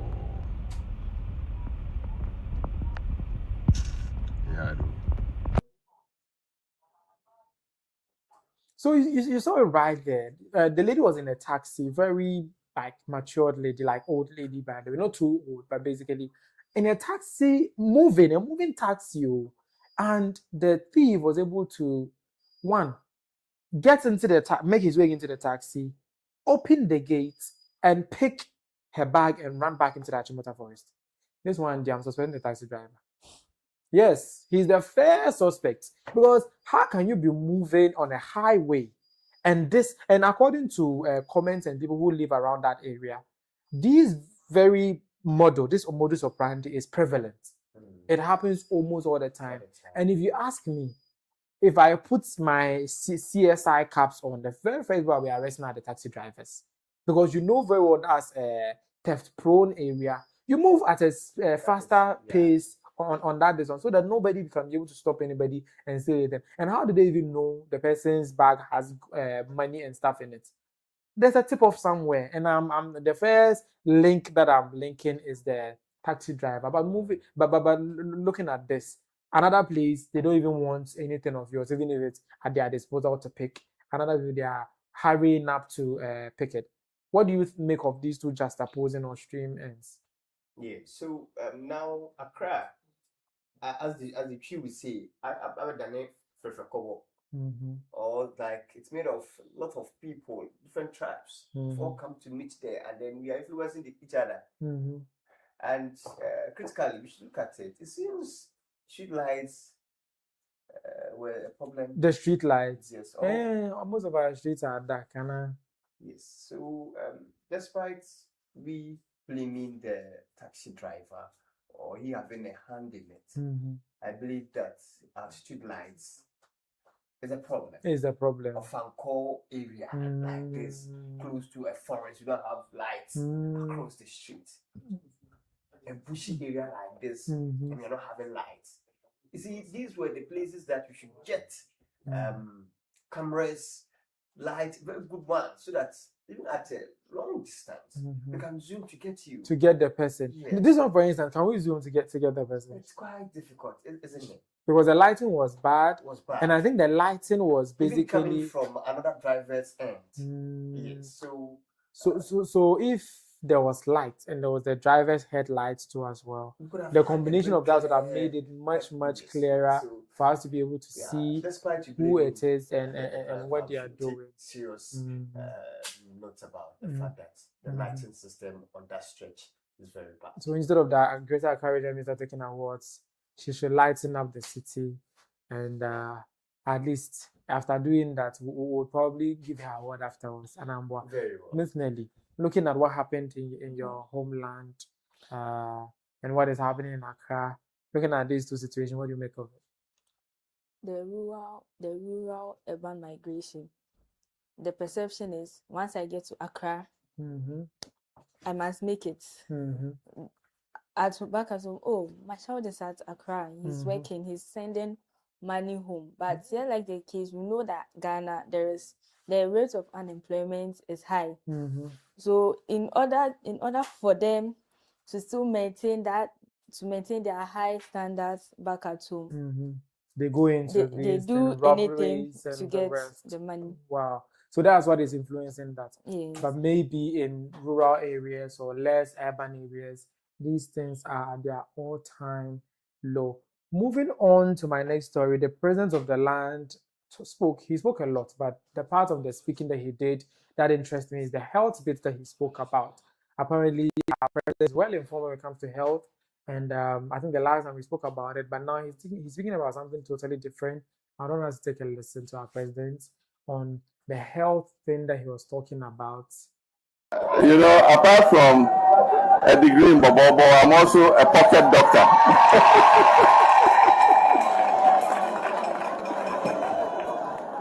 I'm also a pocket doctor. You know, so when the blood is circulating through the body and is circulating at high pressure, one of the risks is also that it goes through the kidney. It supplies oxygen to the kidney. And the kidney has very small, fine capillaries, they call them.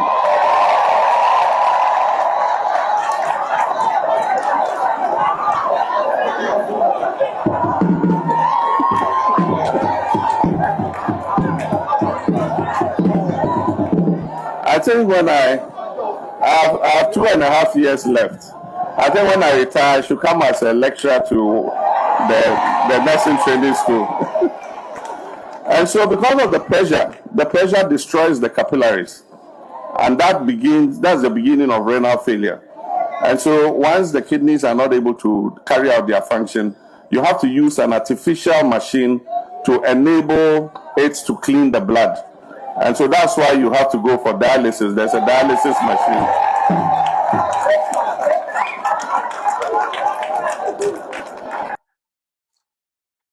Okay, so he spoke about dialysis, renal failure, and the rest, basically, when he was speaking to the nursing trainees. He didn't end there. He also spoke about diabetes and what we should be doing as a country. President, when he talks, the last time that he told us about eating, somebody was saying that like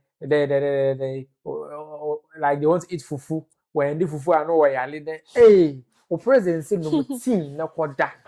No, take tea and sleep. Apparently, he saw that video of them saying they will not eat right, and he has come back with part 2 of the eating habits, or what he encourages us to eat in terms of sugar and linked to diabetes and all that. Our president in Dr. Mode. We must eat less sugar. For those of us who say they have a sweet tooth, you better be careful, because it is a passport to diabetes. I went to the Sweden Ghana Cancer Center, and they conducted me around. And one of the places I went was their lab. So when you come and you have breast cancer, or you have cervical cancer, or you have some cancer, they do what they call a biopsy. So they take a piece of tissue from the organ, and then they go to see if there's a cancer or what kind of cancer it is. And one of the things they put in the solution where they put the tissue is sugar. And I asked, why do you put sugar? It says cancer loves sugar. And so sugar is a trigger for cancer. So you might eat a lot of sugar, but your body is immune to diabetes, so your sugar level is fine. But excess sugar also triggers all kinds of cancers and all that. So eat sugar in moderation. But not only sugar, carbohydrates. Because when the body takes in carbohydrates and you don't use physical energy to utilize the carbohydrate because it's supposed to give you energy, the body converts the carbohydrate and stores it as fat.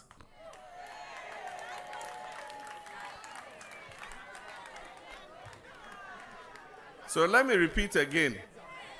For those who come home late and ask for a big bowl of akple with fetridechi or a wakple, you are killing yourself slowly. If you eat a wakple or you eat banku or akple, eat it in the afternoon. In the night, just have something light. And always eat early. By 7 o'clock, you should have finished eating. And don't go to bed immediately after you eat. Sit, watch TV, do a few things. Then around 9:30, you can prepare and go to bed. You still get the 7-8 hours of sleep you need by 5 o'clock in the morning, and you can still wake up and go to work.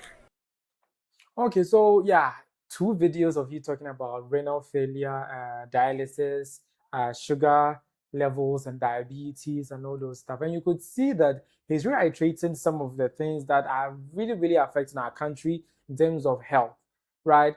But stubborn academy, they are not listening. When is the earliest you eat in the night? Mm.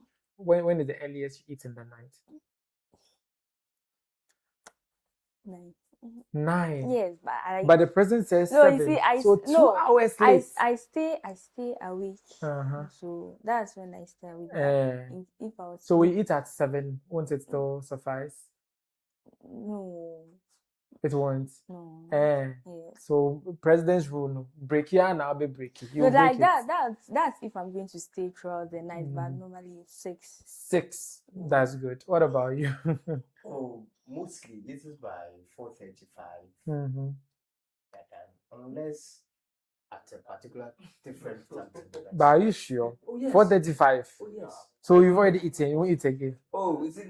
I'm here. So by the time when I get home, I get some drink or something. And that's sugar. That's just for some time. But at a normal setting, when I'm at home, let's say the Saturdays, the Sundays, the Mondays, so I'm not going anywhere. It is by 4:30 to 5 p.m. Then you are done with your supper and you are good. Dinners are not your thing. And the president is encouraging that. But looking at the way that he keeps on, I think he's consciously hammering on this health thing. We were talking about this before. And when he went to the voter region, he's hammering on it again. He told the Ashantis that they should drink tea and sleep. And the women said, Fufua no mubedi. He went to the voter region and he said they eat akple, a wakple, and the rest. And I'm sure some women too will be saying the same. But then do you think that health, we should make it a matter of enforceable policy decisions, like enforceable laws? Like I catch you eating this one in the night, I will report you. I think we all have to put it to our own selves to become president one day. Do you know what I'm saying? It seems when you are president, you learn more. So look at how President Mahama was saying these things. It tells you that he has been learning. He's been trying to know more about it as to how he can say it differently when it gets to different tribes. And you see it within him, and he's doing very well. He's doing well. With regards to it being restricted, how do you do that? So watching is a work play in the night. I'm watching. You catch him. It's difficult. Who do that? So it's not possible. I don't believe so. We have a lot of other unsolved issues, so prioritizing this. If you decide to unalive yourself with food, you can continue for all we care. Because I think the president is talking about it a lot, and probably he's speaking about it because it's serious. Yes. It's a matter of very keen interest to the health department. He's speaking about dialysis and all that. He was launching the, I think, free primary health care. Yeah. Yes. These days, you know. I mean, he just launched this in the Volta region. So, what are you talking about? Oh, I said these days. I just stopped. So, continue. He just launched it. We've seen plenty of the Abubo lands, you know, falling. At least there's Abubo lands and it's falling. What if there's no Abubo lands?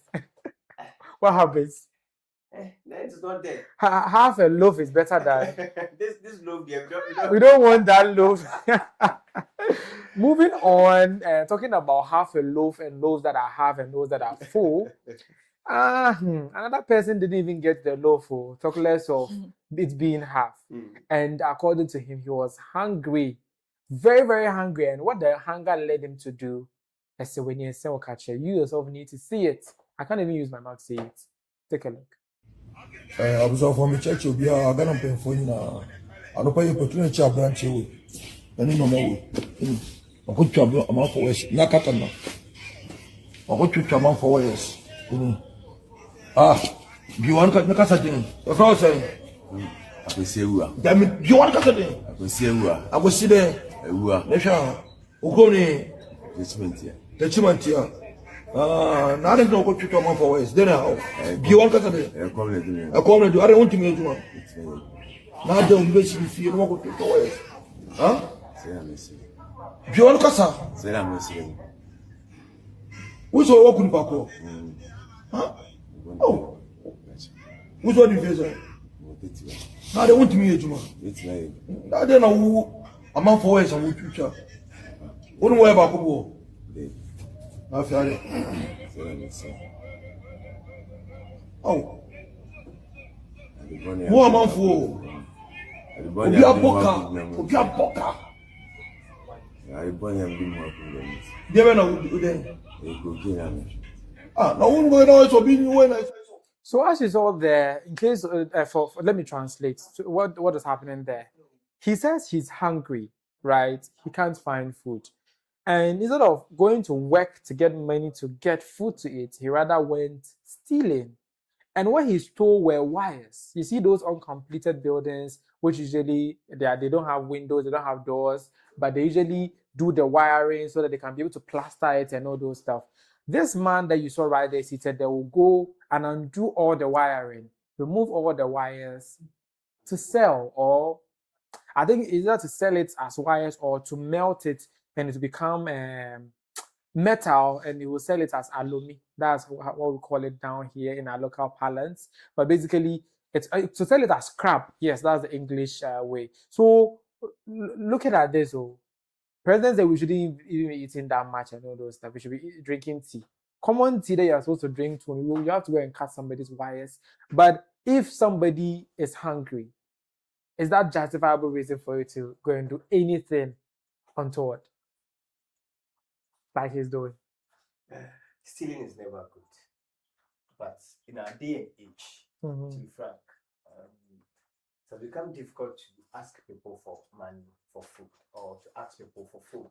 Food, okay. Yes. So we should not in any way encourage stealing, but we should try and let people know why they should not steal. And if we are saying that, what we can do to help. I think today I read something on someone's status.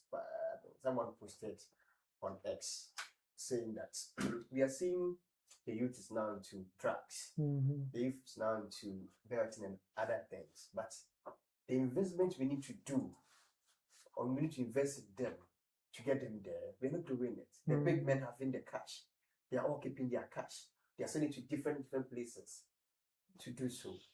So how then do we blame the youth for going into the wrong enterprises? So if we don't invest now, the future will not be bright or be promising. So I believe that what we can do today is to still support the needy, because we have some people getting a meal a day.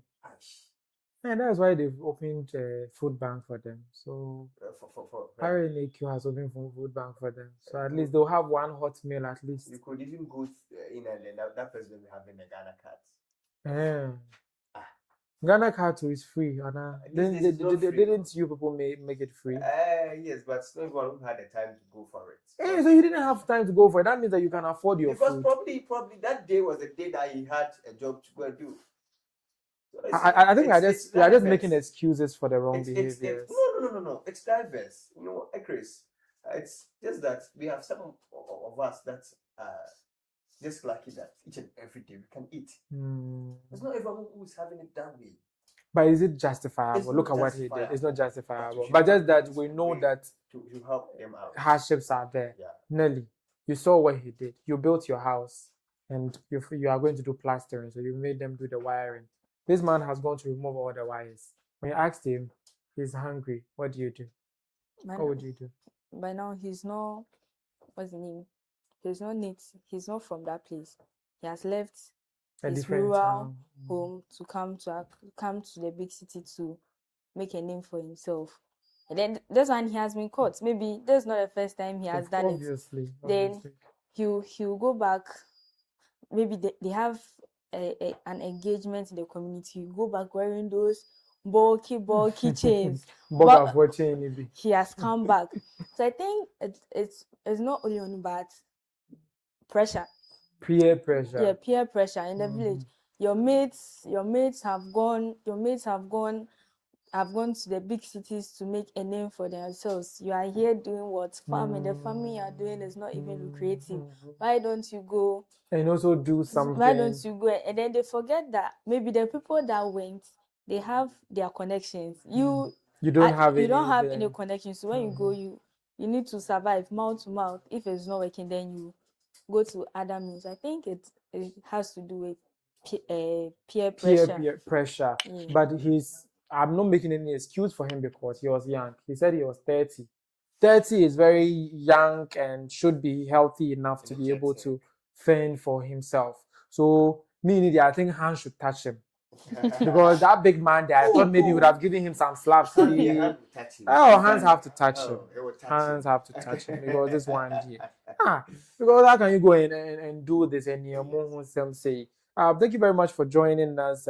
We are currently live on YouTube, and this podcast will also be available on Spotify, Apple Podcast, YouTube Music, and Amazon Music. Do also follow us there and share your thoughts with us. Moving on, we are going straight into beyond our borders, right? Undocumented citizens, usually call them diasporans. They end up there undocumented, but because they are chasing greener pastures or seeking them there, they end up going through certain ordeals. A young man came online to say it is better to be here unemployed or even struggling than to be in that some of those they usually call it what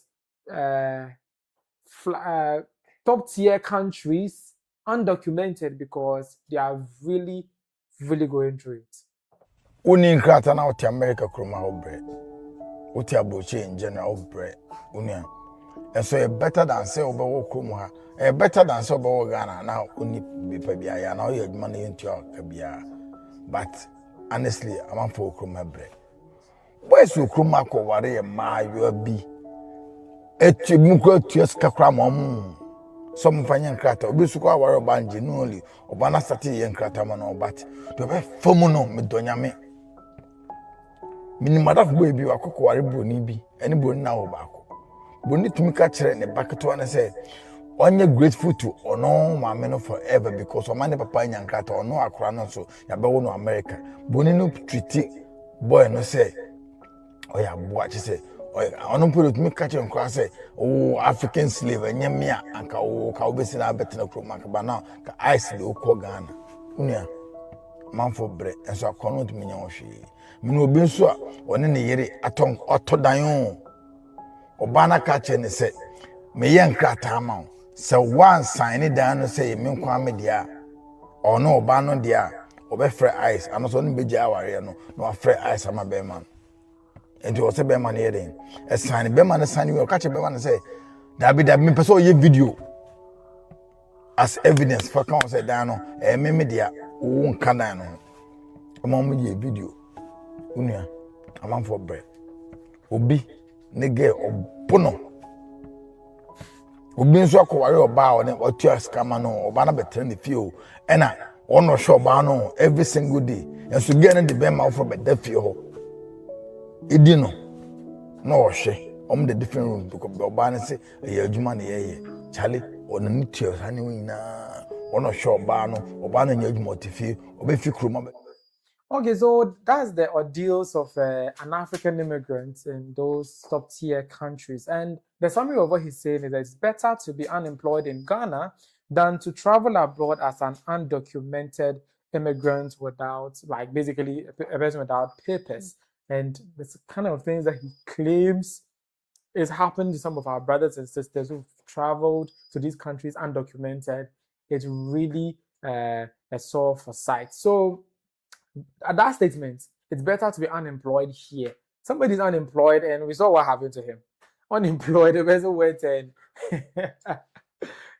stole wires and all those stuff. But he's also in a military attire, and his advice isn't this one of those advice that they say you are there comfortable, but you don't want people to join you. So that kind of vibe. Or what do you think? Do you think what the narration that he gave? I know you guys have heard the details.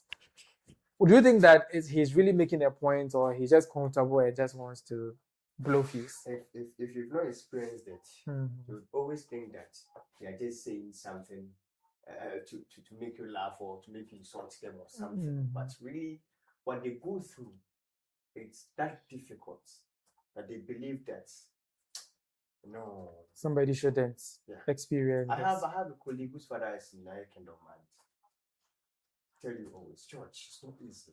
Even when it's snowing very heavy, you must at least put on about 3 or 4 to 5 jackets to be in the snow to work. It's not like a free day. Wow. If you do, you are sacked. Wow. So I understand his point. And then you see where he is, the military attack, they are being used more than the whites. As a military personnel. So they enrolled them in the military because they want to use them. They want to use them more. They send them to the danger zones much than the at the forefront of their WARs. Come on.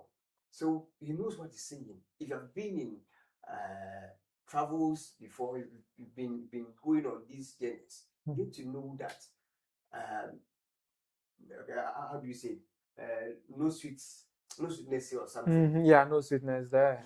And the book that we read in you may believe that it is, but by the time you get to know that the sweetness comes for you working so hard, you would have suffered so much that even that benefit that you are having, you cannot even enjoy it anymore because that's why some of them die in those kind of this one. Some of them end up. I remember during the repatriation, one lady or so said that I'm even happy I'm back in my country. That's from South Africa. South Africa. I remember she said that I'm happy I'm back in my country. To have died in a particular country other than my country, I'm just happy that I'm back. I'm back, and there's no place like home. But Nelly, would you rather be unemployed in Ghana than be abroad without documents? Would you? Which would you choose? Okay, I'm unemployed, but I can do something. I can do some entrepreneurship. I can force get some funds and do entrepreneurship, and then even if it's like hand to mouth, I'm still feeding. And then from what the man is speaking, I don't know, but I feel like it has some issues to do with pride, because mostly he was talking about the ladies controlling the man. Yes. And he even said another one beats the man. If men do it, women too can do it. Hey! So I think that it's normal for the woman to beat her husband. It is like pride. You see, when men, Hey. men.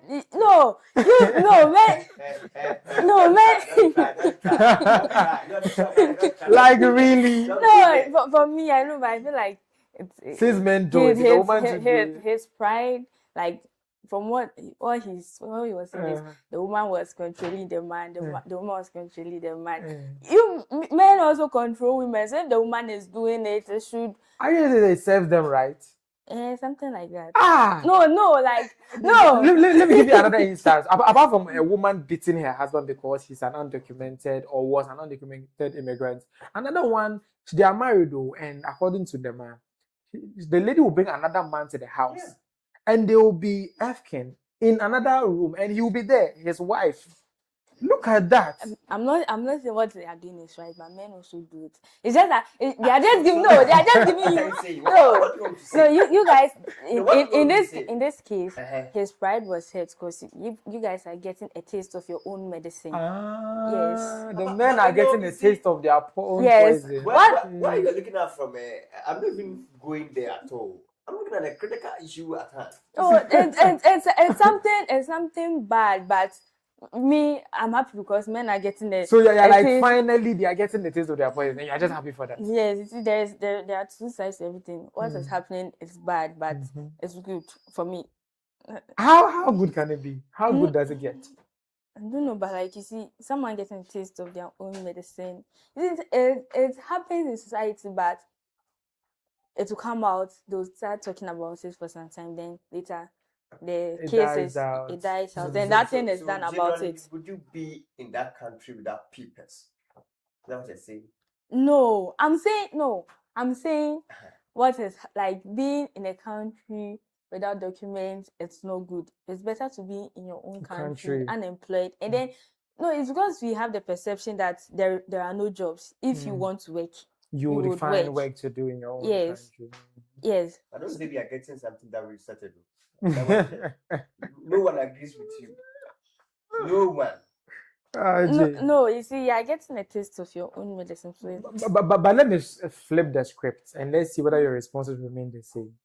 The undocumented immigrant is now a female, right? It's not a man as the man was narrating.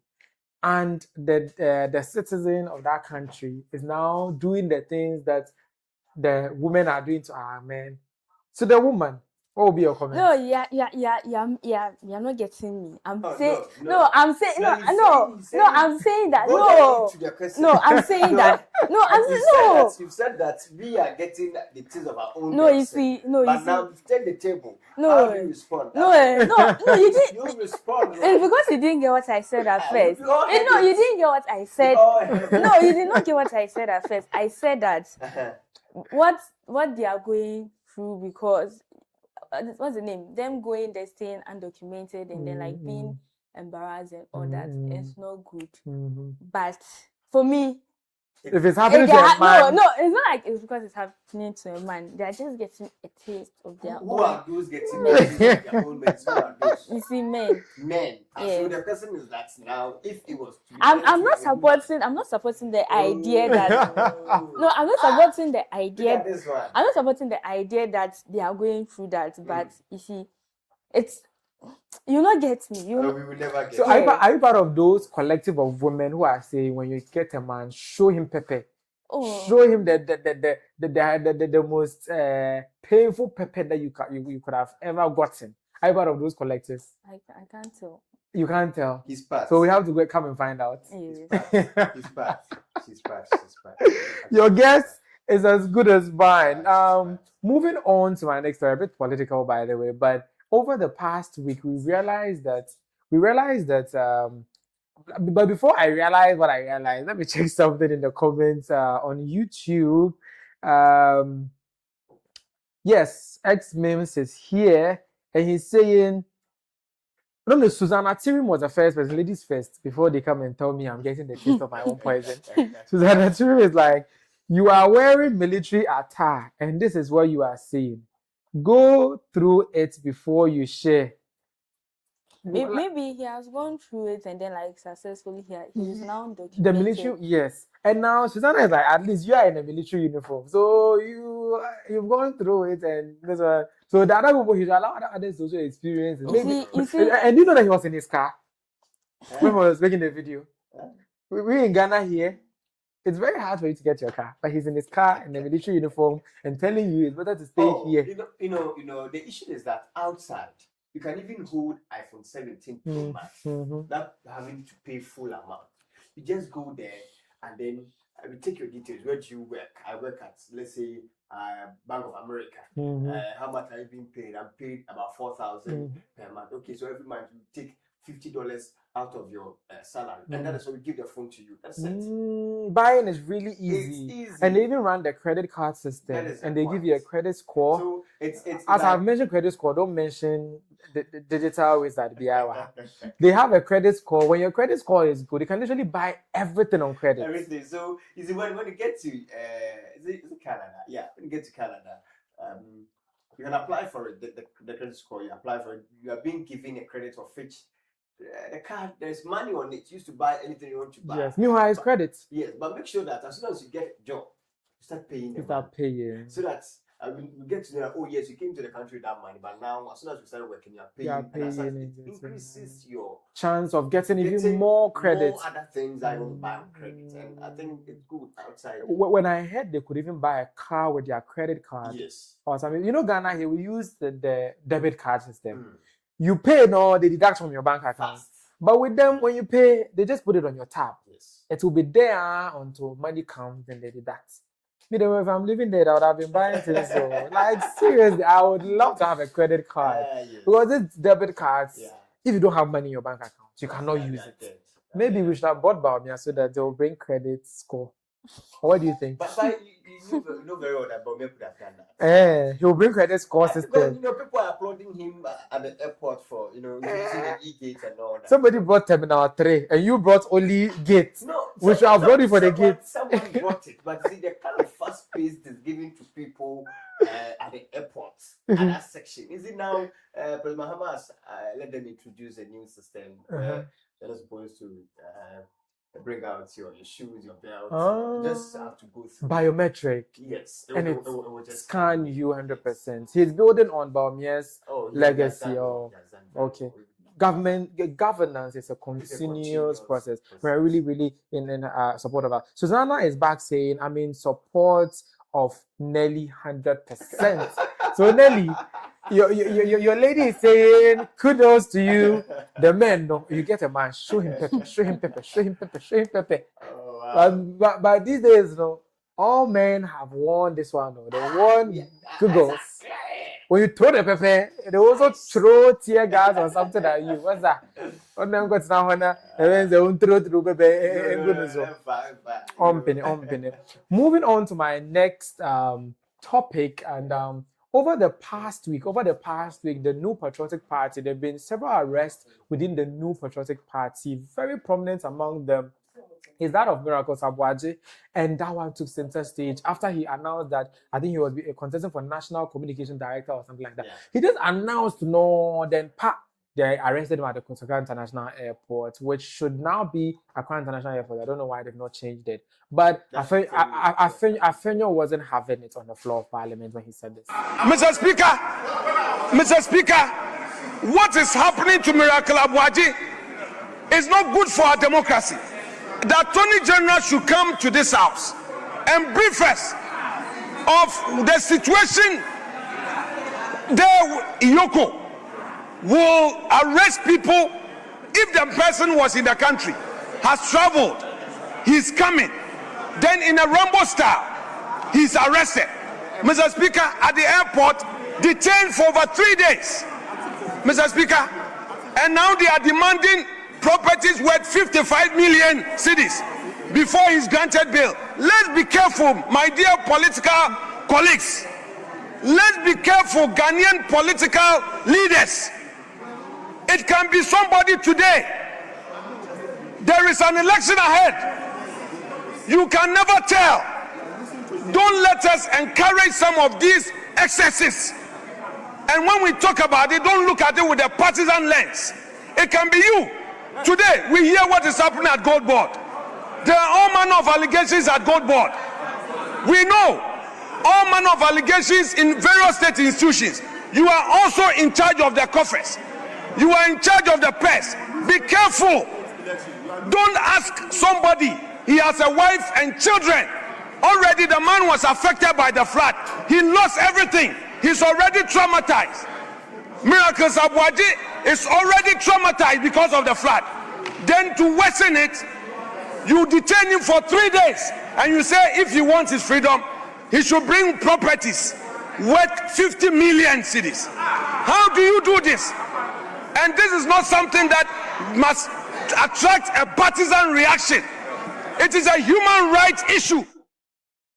Okay, so as you heard right there, he was arrested at the airport upon arrival. That's Yoko are investigating Dennis Miracles Kwadee for alleged 55 million fraud when he was in charge of the Interministerial Committee on Decentralization. Yoko released a communication which is rolling on the screen saying or fingering Miracles Kwadee in crimes or how do you say it? Wrongdoings or fraudulent activities. Yoko claims against Dennis Miracles Kwadee include conspiracy to steal and stealing, conspiracy and also stealing as well, using public office for profits, causing financial loss to the state, dissipation of public funds, defrauding by false pretenses, money laundering, and other suspected offenses. Claims are in relation to the audit of the Interministerial Committee of on Decentralization accounts, while Kwadee was executive secretary. So now, this money that they are talking about, another twist to this story that I want to bring to bear before we start hearing things is that actually the one in charge of the account has begun refunding some of the monies that they are prosecuting Kwadee for. So even before they could determine whether they did the fraud or not, somebody is already doing something that connotes admission of guilt. Already, like, they are paying the money. And at the end of the day, you paying the money doesn't erase your crime. Because crime has no expiry date.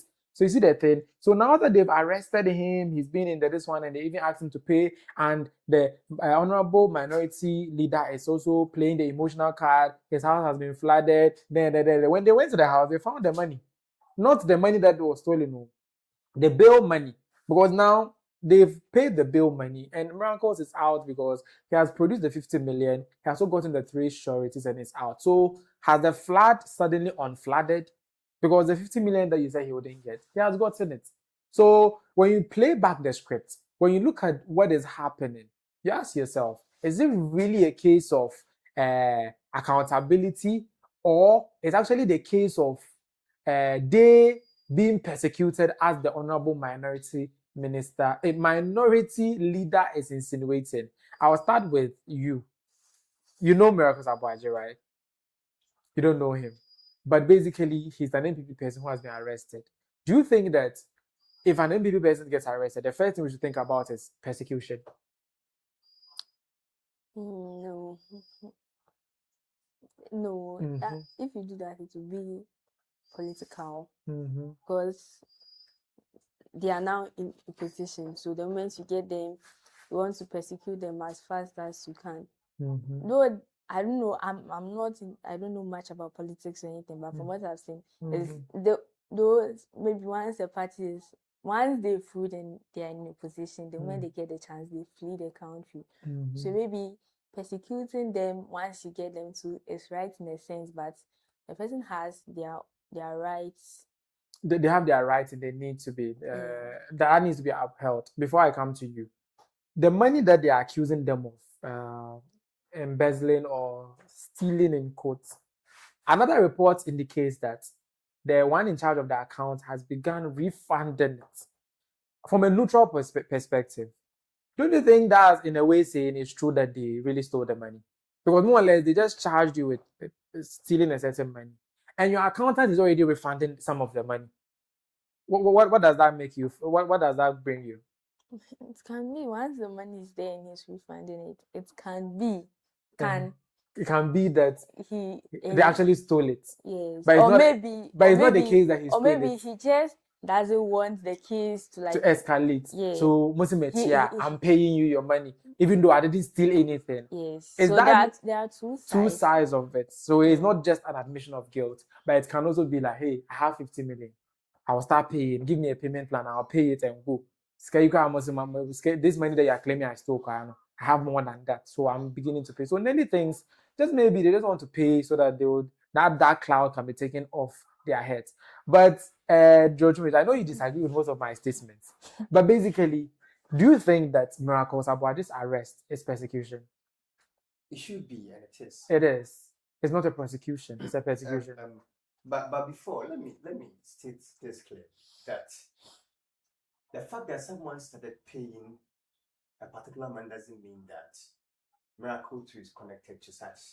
But he was his accountant. In their letter, there was nothing specified in the letter as in connection with Miracles. There was nothing in that statement. You see, there was nothing, no, but we know he was his secretary, his financial. In terms of you having to arrest someone, you definitely will go to court. When it goes to court, the starting point will come from your letter. And then your letter must specify. If you're saying so, there should have been a clause or a particular phrase to describe that this person's payments is in connection with Miracles Aboaje as about the 55 million cities that we are talking of. No. So I must put this clear that of all that we know, we are saying that it is different. The money sources are different because let me put this to you before I continue. I want to clear the air before I go to other sides of it. If you are saying that Mr. What's the name? The accountant. I've forgotten the name. If we are saying that he has started paying, yes, how much is he paying? And how much will Aboaje be paying as well? Yeah, they connive to do it. So he has admitted he started paying. It is a question. If he is paying, if they're able to bring out a public statement that he is paying, yes. How much is he paying? Maybe some 10 million. 10 million. Why? Because he thinks it's true that they. And then if you believe that it's 10 million, why don't you let the people as well know that this is the amount he's paying, but you just say he's paying it? He's paying what his share of the loot. I understand. I understand where I'm coming from. I'm saying that we're able to write in your letter that he's paying some part of the money. So how much is he paying? So they should have made that clear to all of us. So how much will Aboaje pay if we accept the fact that yes, there was a conspiracy to steal and steal it? So let me get back to the point where we are talking of persecution. Do you think it's a persecution? Aboaje was arrested from his arrival, I think from United Kingdom or so, at the airport, the Kotoka International Airport, not Accra International Airport. Please. And you people claim it was Rambo style. We have to change. We have to change it from Kotoka to Accra. Kotoka is a betrayal to the country. It is not Accra. We will change it to Accra International Airport. They've told all of us that they've changed it, but it is not the case. It is Accra International Airport. Now, who can take it and see? Is this still on their tickets? Oh, come on. Maybe they've not made it official, but it will be soon. When? It will be about 3 months down the line. But it will go to Parliament and stuff. But hasn't it gone to Parliament and all that? Has Parliament ratified it? All of that. So. Okay, but continue. The reason minority leader is saying it is persecution and the Rambo style is that when he was arrested at the airport by the immigration people, he was told that he is on the stop list. You see, that's what people are not getting it. They put him on a red notice. Yes, that's what the immigration told him. And then I want to ask, someone who's on a red notice could pass by your gate and go to United Kingdom and come back for you to tell him that you were on a stop list. While I was going, maybe when he was going, he wasn't on. But in between the time that he was gone, they put him on. Someone that you have called already to your premise, I think in February or in April, you've called to your premise to interrogate him about this money. Honorable Samia Uku is a lawyer. I mean, their partnership is the lawyer for Miracles, the personal lawyers for him. So one that you've called to interrogate about these kind of monies, he might be aware that, oh, my travel restrictions are these, there. But if I've been able to pass security checks at the Kotoka International Airport to go to the United Kingdom, to come back for you to have arrested me that I was on a stop list, or I am on a stop list, then what are you saying? You think that they are just doing it to embarrass him? Or yes, something? because no, he has been there, he has been at your premises for interrogation. You could have decided that I didn't come again. Because why not? Malika call, busy with some questions. Why then do I come back again? Because right after landing at United Kingdom, you could book a plane to a different that they will not get to know what you're about. Yeah. But I've come back to my country. I've declared my stance as coming for a national communications director, and then people are also alleging that he knew he will be arrested when he comes back into the country. That's why he intentionally put out that video so that when he's arrested, he will accuse the government of persecution. You are arresting me because I'm going to become a communications director. That is the case. I've said it here. Every opportunity you get, advertise yourself, market yourself. But don't you think, sir? Yes. His opponent, communication director, wrote that he's coming. Is the one who leaked the information to Iroko. That he's coming. Yes, so that at the end, when they arrest him and he has legal issues, he will look better and he will be voted for. So it could even be that the MPP are the ones even doing that. It is never true. It is never so. It is never so. So what would the government benefit if they persecute members of party? That's what I'm saying, that someone that you have interrogated before, definitely you would have put him on a red notice here in Ghana. So if this person has been able to pass security checks to the United Kingdom and have come back and you're saying this, and now you tell him to go and bring yes, I must correct you again. The lawyer never said that he cannot get it. He said his house is flooded, he cannot get the money.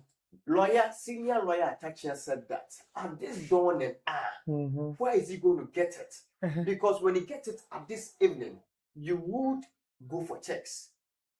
So at this dawn and where is he going to get it? It never meant that he would not get it. Then why do we have big people in there? So you have big men. So he was trying to put across that at this hour that. So he was talking about the night. Yes. Or the night the 48 hours had reached. Yes. Because they are supposed to hold him for 48 hours. 48 and hours. Proceed him to prison or show him before a court. At that point, if you don't get that particular property, it means that it is your own doing that. You didn't allow us to release you. Because the law says that 48 hours, you must unleash. Yeah, you cannot hold somebody beyond 48 hours. And then that's the bill condition to provide it. The law is ambiguous. If they arrest you on a weekend, you can spend almost the whole weekend there if you don't have anybody. See that thing? So at the end of the day, it all boils down to the fact that how about we allow the judicial process to take its due course, and at the end they will find out whether it's persecution or not. That is the point. I think is it Franklin Kujo or someone even said it today, that what happened at court today was a no for President Muhammad's administration as to is it Camila or something sentenced to 1 year in prison. As in for a lawyer to come to aid of the lady, for you a judge to have denied the lawyer. So they rejected Camila, a lawyer. The lawyer says that I was not here on the first day for the hearings. I'm now stepping in to be in for her. So what happened? The first hearing, which lawyer was there? No, she never had a lawyer. So who was speaking for her? So that's what the lawyer says, that probably whatever happened here, she did not even understand. So I plead with you, my lord, that you restart the process so that I may even explain it to her on certain things. And the judge denied the fact that you cannot restart the process. And Franklin Kujo said that. So you see, these are the things. But you now brought Camila's issue into this. Looking at what she did, producer, play me the Camila tape, right? The Camila tape. When you listen to the kind of things that she said, let's listen to the Camila tape so that we can have a better appreciation of what the kind of lady that we are dealing with, Camila. Simply because by hook or crook, SOBD are the say didn't get here any per se. Some Jemfi, some George, dear some no manka. Some flooding way they young be that. A woman say ye tonsure pan shoto. Away the broso. Unkwa by Amagana bre. Yamana was saying Dawson. Amagana when do it say when Timmy Ankasa unkwa by Yakwaka, yes, my man. Kasa. What's the flight? Who you are by my uncle? So faka. Nanka unanti Ghana as soon as I bet a pen. Once a warehouse of Rania Mefa. And so far near my warehouse. I'm not sure Uncle Fusujina Muyidio Mope. Don't come in, no. I did you or papa yet. And so would you also be what is claim? And I will check it 24-hour economy man. We check it 24-hour market. I will be mamba. Coffee. Humbe bounty. No more could jare because go do fear. Couldn't make us mujal. Bon. Unya by professing through. Yes, I would a part. Such a wide. What is a part now? Never be biamo. And took us no work kissing. Most opposition, some of them from in our way. And so now doing 8 years in sure you Ghana. I won't say, Namina Yanadi, but Niamana would shas as yase. Musia say a moon and jetta to tune in Yamania, Munia Musia, Muria Muchepad, a Kamuchusuma, president to the whole Ghana, the whole globe, the whole Yasina. Open our bow with a pad, Mr. Pad. 24-hour economy man, 24-hour in Coco. Come go sit down. So, you know what Roma. You know what Roma. But see my young. Boom. So if you say such things about your president, a certain president, and they invite you to come and prove yourself, and you are not able to prove yourself, Nelly, this question goes to you, and you are not able to prove yourself, and they throw you in jail, how is this a dent on our justice system? You just listen to what she said. The accusations, 32 cows, they shared, she made various allegations. Right, and now they are telling her she should come and prove it. She couldn't prove it, and she's been given 1 year in prison. How is this an affront on our judicial system? I don't think it is. Mm-hmm. And then as a woman, she should be shy. Mm-hmm. She should be ashamed of herself. She should be shy.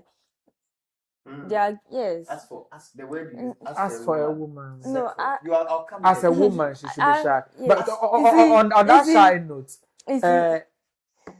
put your thoughts together and let's take a look at her after the sentencing and let's see whether she was shy.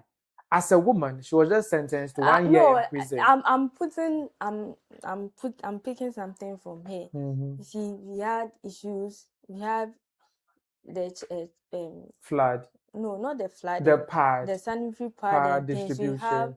We've had issues with the sanitary pad. He said with girl child education, specifically, be like when they go the documentaries because of the menstruation cycle. Sometimes they miss school, and then that affects them. And then some of them they won't get pregnant because when they are pregnant, the menstruation will not come. So that particular sentence, that particular part where she said she was talking about the him sharing parts and things. You don't support it. Yes. You think she's shameless for saying that, for speaking against a policy that affects the very woman for whom she's even part of. Yeah. But let me go back to the shameless thing. No?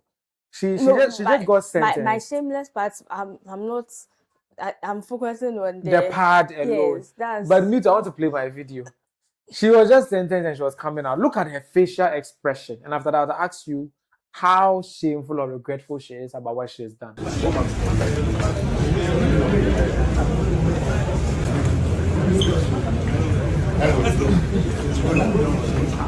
back. This place.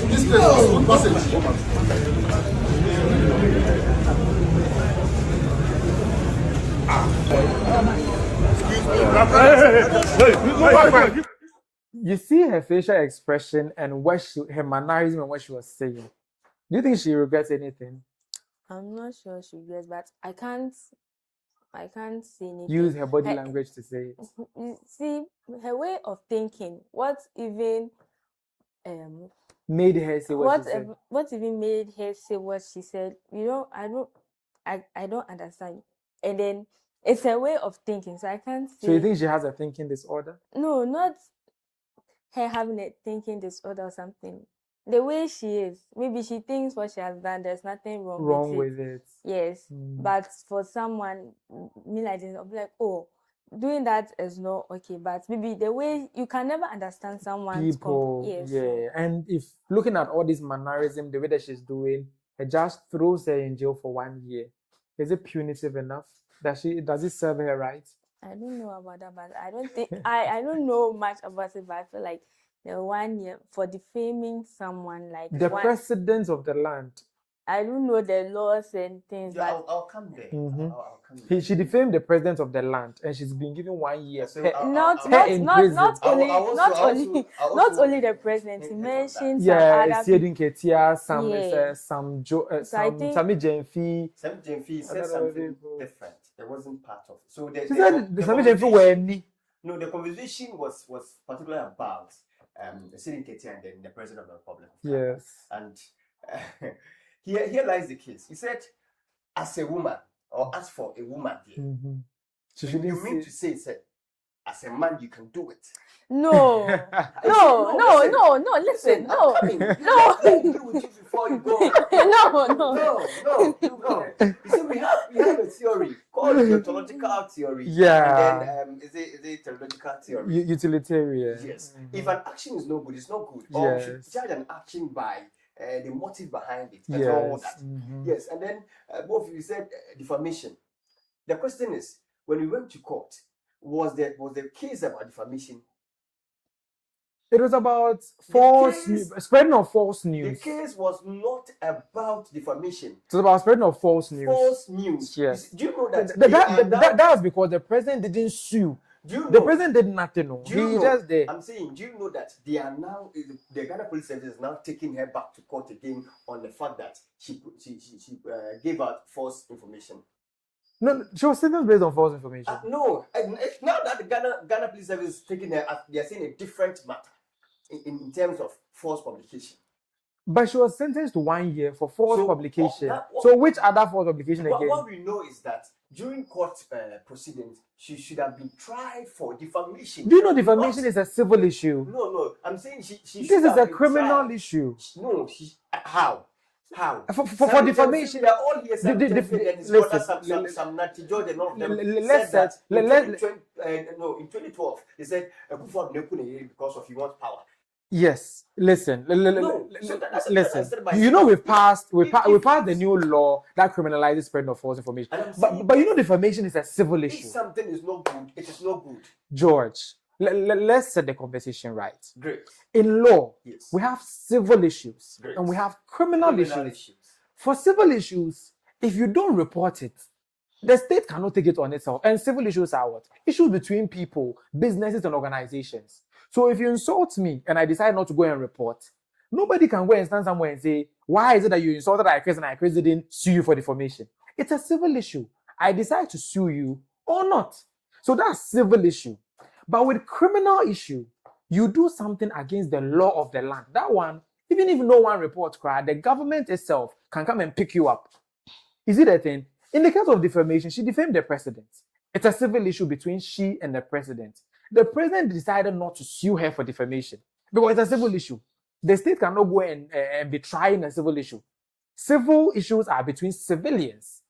And it was between her and the president. The president is a civilian. He's a civilian. He can sue her. But he didn't sue.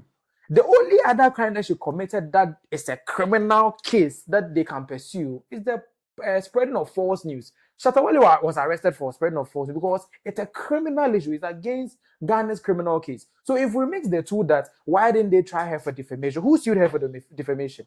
Nobody. The one being defamed didn't sue her. Anybody else that she mentioned didn't sue her. So the only way they could have dealt with it is by using the criminal of the president. The events. The Attorney General. Yes, So- yes. so Did he sue her? Meaning he could have done that, right? And he didn't.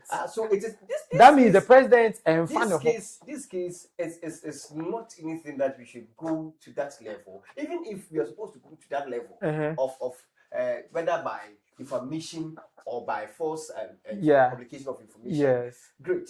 But here lies the case in court. They've been a lawyer to speak on behalf of the lady. The lady. And then as a judge, you don't grant permission. The judge denying her a lawyer is against the law. In fact, the first part of I think the law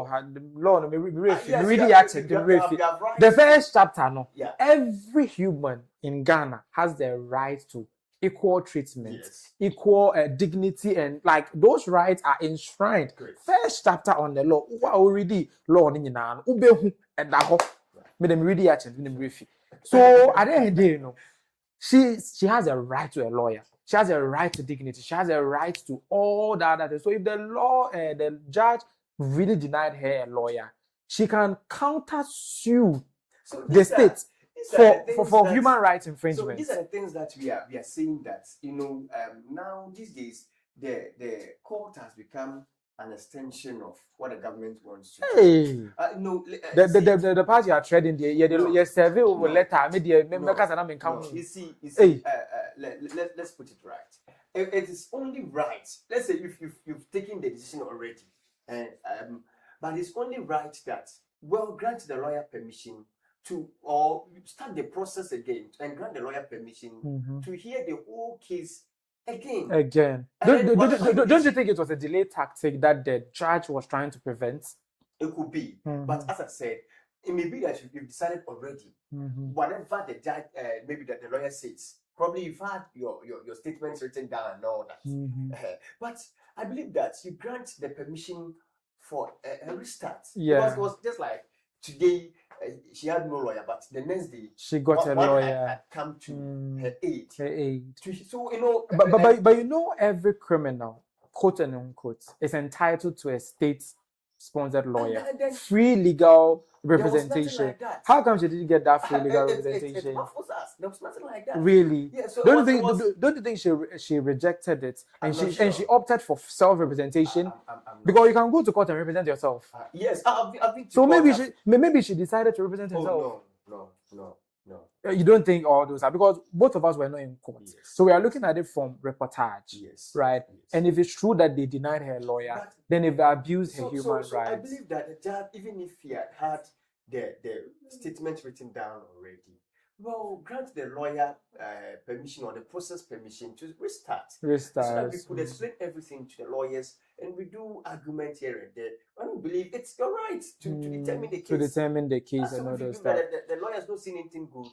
You still have your statement to pronounce judgment. Unfortunately, the pronouncement had come, and if it's true that she was denied those things, then I think whoever is in charge of Camilla Lassan's case should countersue the government for human rights infringement. Because me, from where I sit as a human rights activist, I wouldn't watch anything. Me lawyer ni minya but me area cases phone say ya na me meji. Minya taste we ya na makoji case na boso. Me argue am ya free lady because two wrongs don't make it right.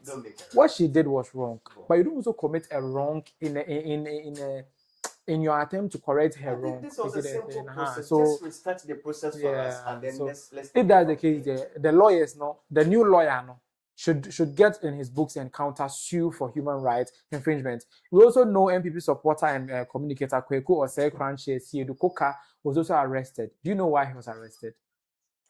On that specific day, I think the last day where we're all protesting for the release of Miracles Abuachi. He was quite loud over there, trying to, a big communicator like him has been arrested. Loud mouth.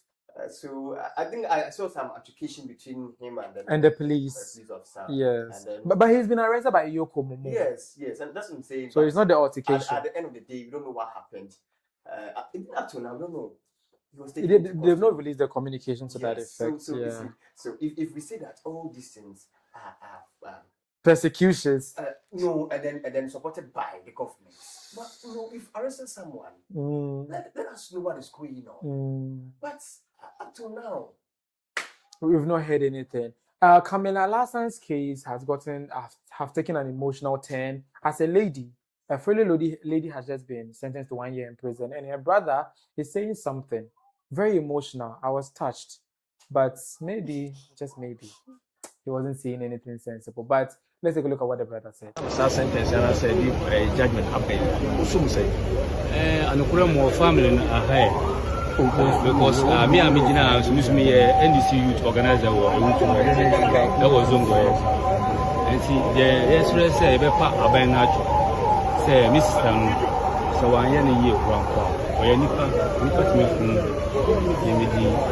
the pub talk at the Ma Abano, now on for the DIA and Brown for money. Or Wakaraki a Korano Krampo, the same Mijina, me, a Korano. A new but of course, one way was a 40 family. It's in Yamima Bibia for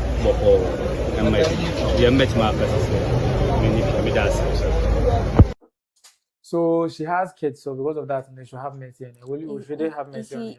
You see, I feel what she said, and then she being sentenced to 1 year, and then her facial expressions. I think they should check her mental. Yeah, check her, because there was no sign of remorse on her face, so they should check her and see.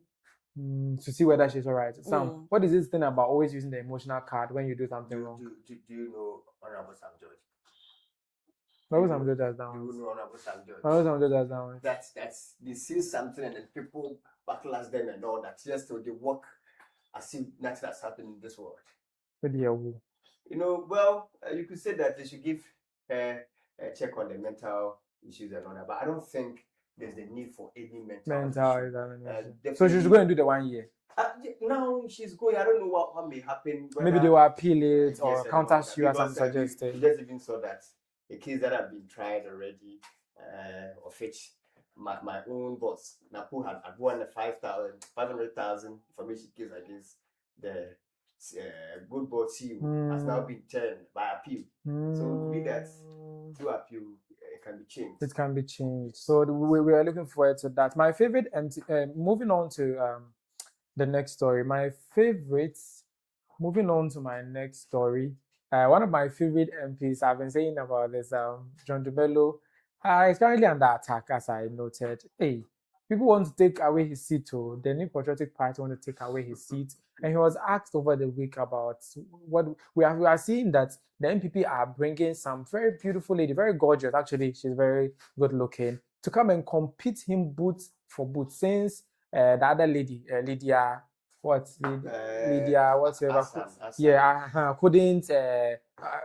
couldn't stand John Dumelo's steez and composure. They've now brought gorgeous looking lady to unseat him, and he was asked about it and he had this to say. I've seen a couple of people coming to contest on the MPP side. I mean, they want to contest their primaries and eventually contest me in the 2028 elections. I mean, it's a democracy. A lot of people are welcome to contest, but I feel what they are going through, of course, you know, hitherto, you know, they felt as if Ayawaso West was their seat, and so they need to take it back.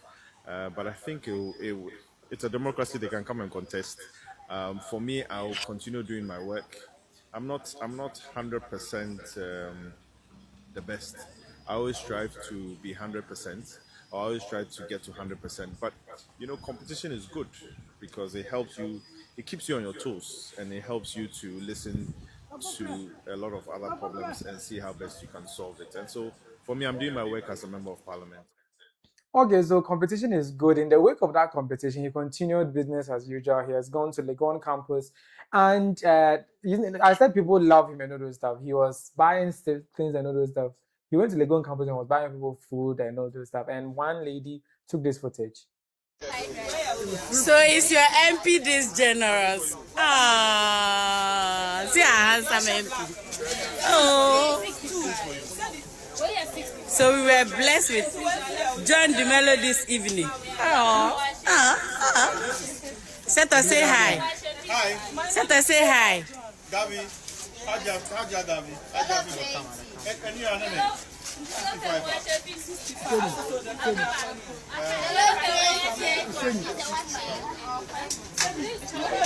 Set us a video mneka hi. And yeah, AI, can say hi.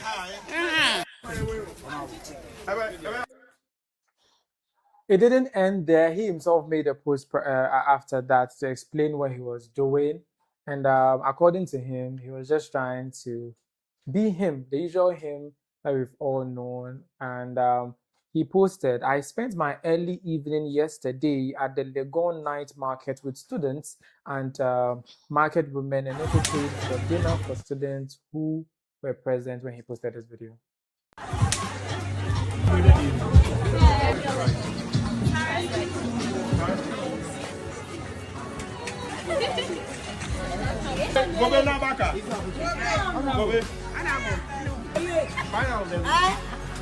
Wait, don't go anywhere. I'm coming there.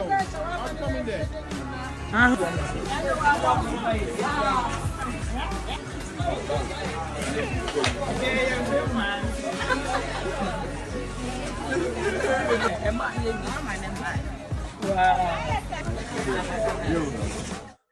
So yeah, the people's person. So the NPP people that are coming, see what he's doing.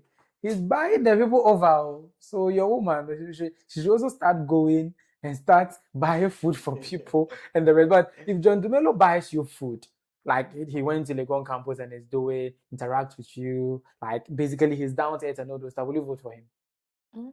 Like if John Dumelo did what he did to them, to you, what will you vote for him? I can't. You see, he's trying to get you to vote for him. Mm-hmm. But you're not supposed to focus on what he's doing at that particular moment. You're supposed to think ahead. Has he been doing his work very well? As an MP? Yes. That one they're using well. Yes. So if that's the case, yes. So he's doing well as an MP and he has also bought you food. Will you vote for him? Yes, I will do. What about you? Well, will you vote for him? Mr. Dumelo, it's good, but he says something, and then it says that we can come to contest. How? He means he already has the seat and he has secured it for the NDC. So you people, as a Mady Maga, we need that. You can come. You can come and watch some. John Dumelo, it doesn't look like he's too able. He said it to that competition is good. So he's also No. We can come to contest. But he did. Do you think you have the vim that you can unseat on John Dumelo? Oh, even not the few nearby days, definitely will. But the lady is beautiful, by the way. John is doing well. You see, so you people should just give him the seat. Oh, don't worry. You give him. That's why he said it is a competition. I get it. Talking about MPs, MP of Ningo Pram, Sam George, who is supposed to be handling our communications, checking our airwaves, checking our network, improving our network and all those stuff. He's actually going to see musicians for them to compose songs for him. And he's happy sharing it online, previewing the song for us. Minister of Communications, is that what you are supposed to be doing? Take a look.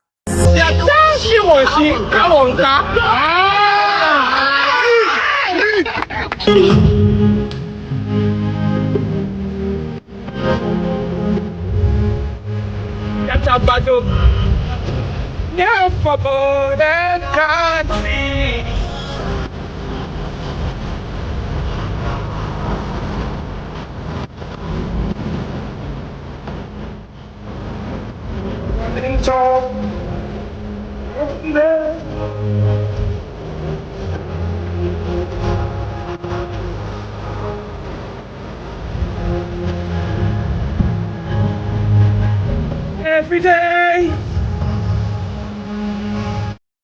I don't get it all. Even though it's a nice song from one of my favorite musicians, Stonebwoy.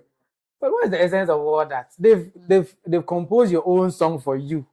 And no. What's the steals in that? Like, Stonebwoy has done a song for you. And so what? Like, do you guys get what the communication minister is doing? And does it make sense to you? I mean, that creative eye. The whole issue is that, you see, among the appointees of the government, is one of the poor performing ministers. It can be true. It's not can be true, it is true. But he made DSTV reduce their. Which one? They doubled it. So. You said in price, you never said in quantity. Abi, if you pay one cent and they give you double of what you'd have gotten. That is no. So he said in price. So price reduction is different from. You know we are marketing students, and we have various ways of making sure value. We have less for more, more for more. Like that value curve that we usually draw. And then isn't that being applied here? Yours will be at where? Less for more. But particularly at what? The price reduction. But he ended up achieving more for same. So we never But marketing level, wasn't it an achievement? Marketing level was an achievement, but to your promise and targeting, it was wrong. It was out of context. Because me as a marketing say, I perfectly understood what he was doing. Yes, but to be frank, you have set a target for yourself and an aim for yourself. It is wrong, isn't it? Mm-hmm. You went about different things. Yeah. And then with this, I believe that he has an agenda as their primaries and then their to contest for what will be coming up so soon. So I believe that he's having an agenda to contest for something. So and that's what he's using the Stonebwoy song for. And but you should focus on the job much because honorable we are not seeing much. To be frank, other than the communication side, we're not seeing much. Is he asked to put 2 and then so I think the president lauded him recently. To be frank, you see, we have some of the appointees who are doing much better. But he is not doing anything but composing. Yeah. Talking of people who are doing much for the country, Mr. Eazi was visibly prominent at the FIFA World Cup. In fact, at a point, he was like the assistant coach, telling the Ghanaian boys where to put the ball. I think the Ghana-Panama match, during the goal, he was telling them, pass the ball. Not knowing he was doing something way more than telling the Ghanaian players, pass the ball. And he said this. Go see the World Cup with your friends. I don't know. My birthday. The World Cup is cancelled this year. But I will go see the Ghana match and maybe another country because we are sponsoring, one of the sponsors for the Ghana national team. I think it's gotten announced already. We'd love to hear that. One of the sponsors, so we have to go and do sponsor stuff. And okay, so yeah, he was not just telling them to pass the ball, he was also giving them money in terms of sponsorship. That's this Mr. Eazi guy. And when I think about the things that he does for Ghana, our entertainment industry and our economy now, I'm like, this guy, isn't he Ghanaian or I don't know, but mostly he does a lot. And I think he's going to build our biggest auditorium for us. That promise, I'm following it keenly. But I know with Mr. Eazi, he will do as he says. And the president, too, when he blasted them last week that they can't sing the national anthem, this week he is back on blasting them. He blasted them and he's now on blasting them that, they can win the AFCON and the World Cup in this video.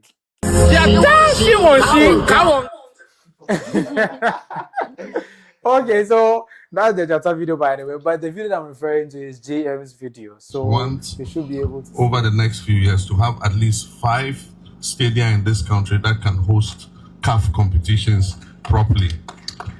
Because I'm sure that since 2008, after we hosted the AFCON, the time is almost near for us to host another AFCON. Maybe in conjunction with our neighbors, we can come together ourselves in Cote d'Ivoire and then host. And we also need to start preparing for the next World Cup.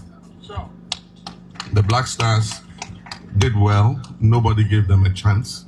People predicted they'll crash out at the group stage, but they managed to get into the round of 32. I'm sure that if we keep this team and we persuade the coach to continue to work with the team, by the time of the next AFCON and the time of the next World Cup, we'll have a team that can claim the championship in any of those 2 competitions.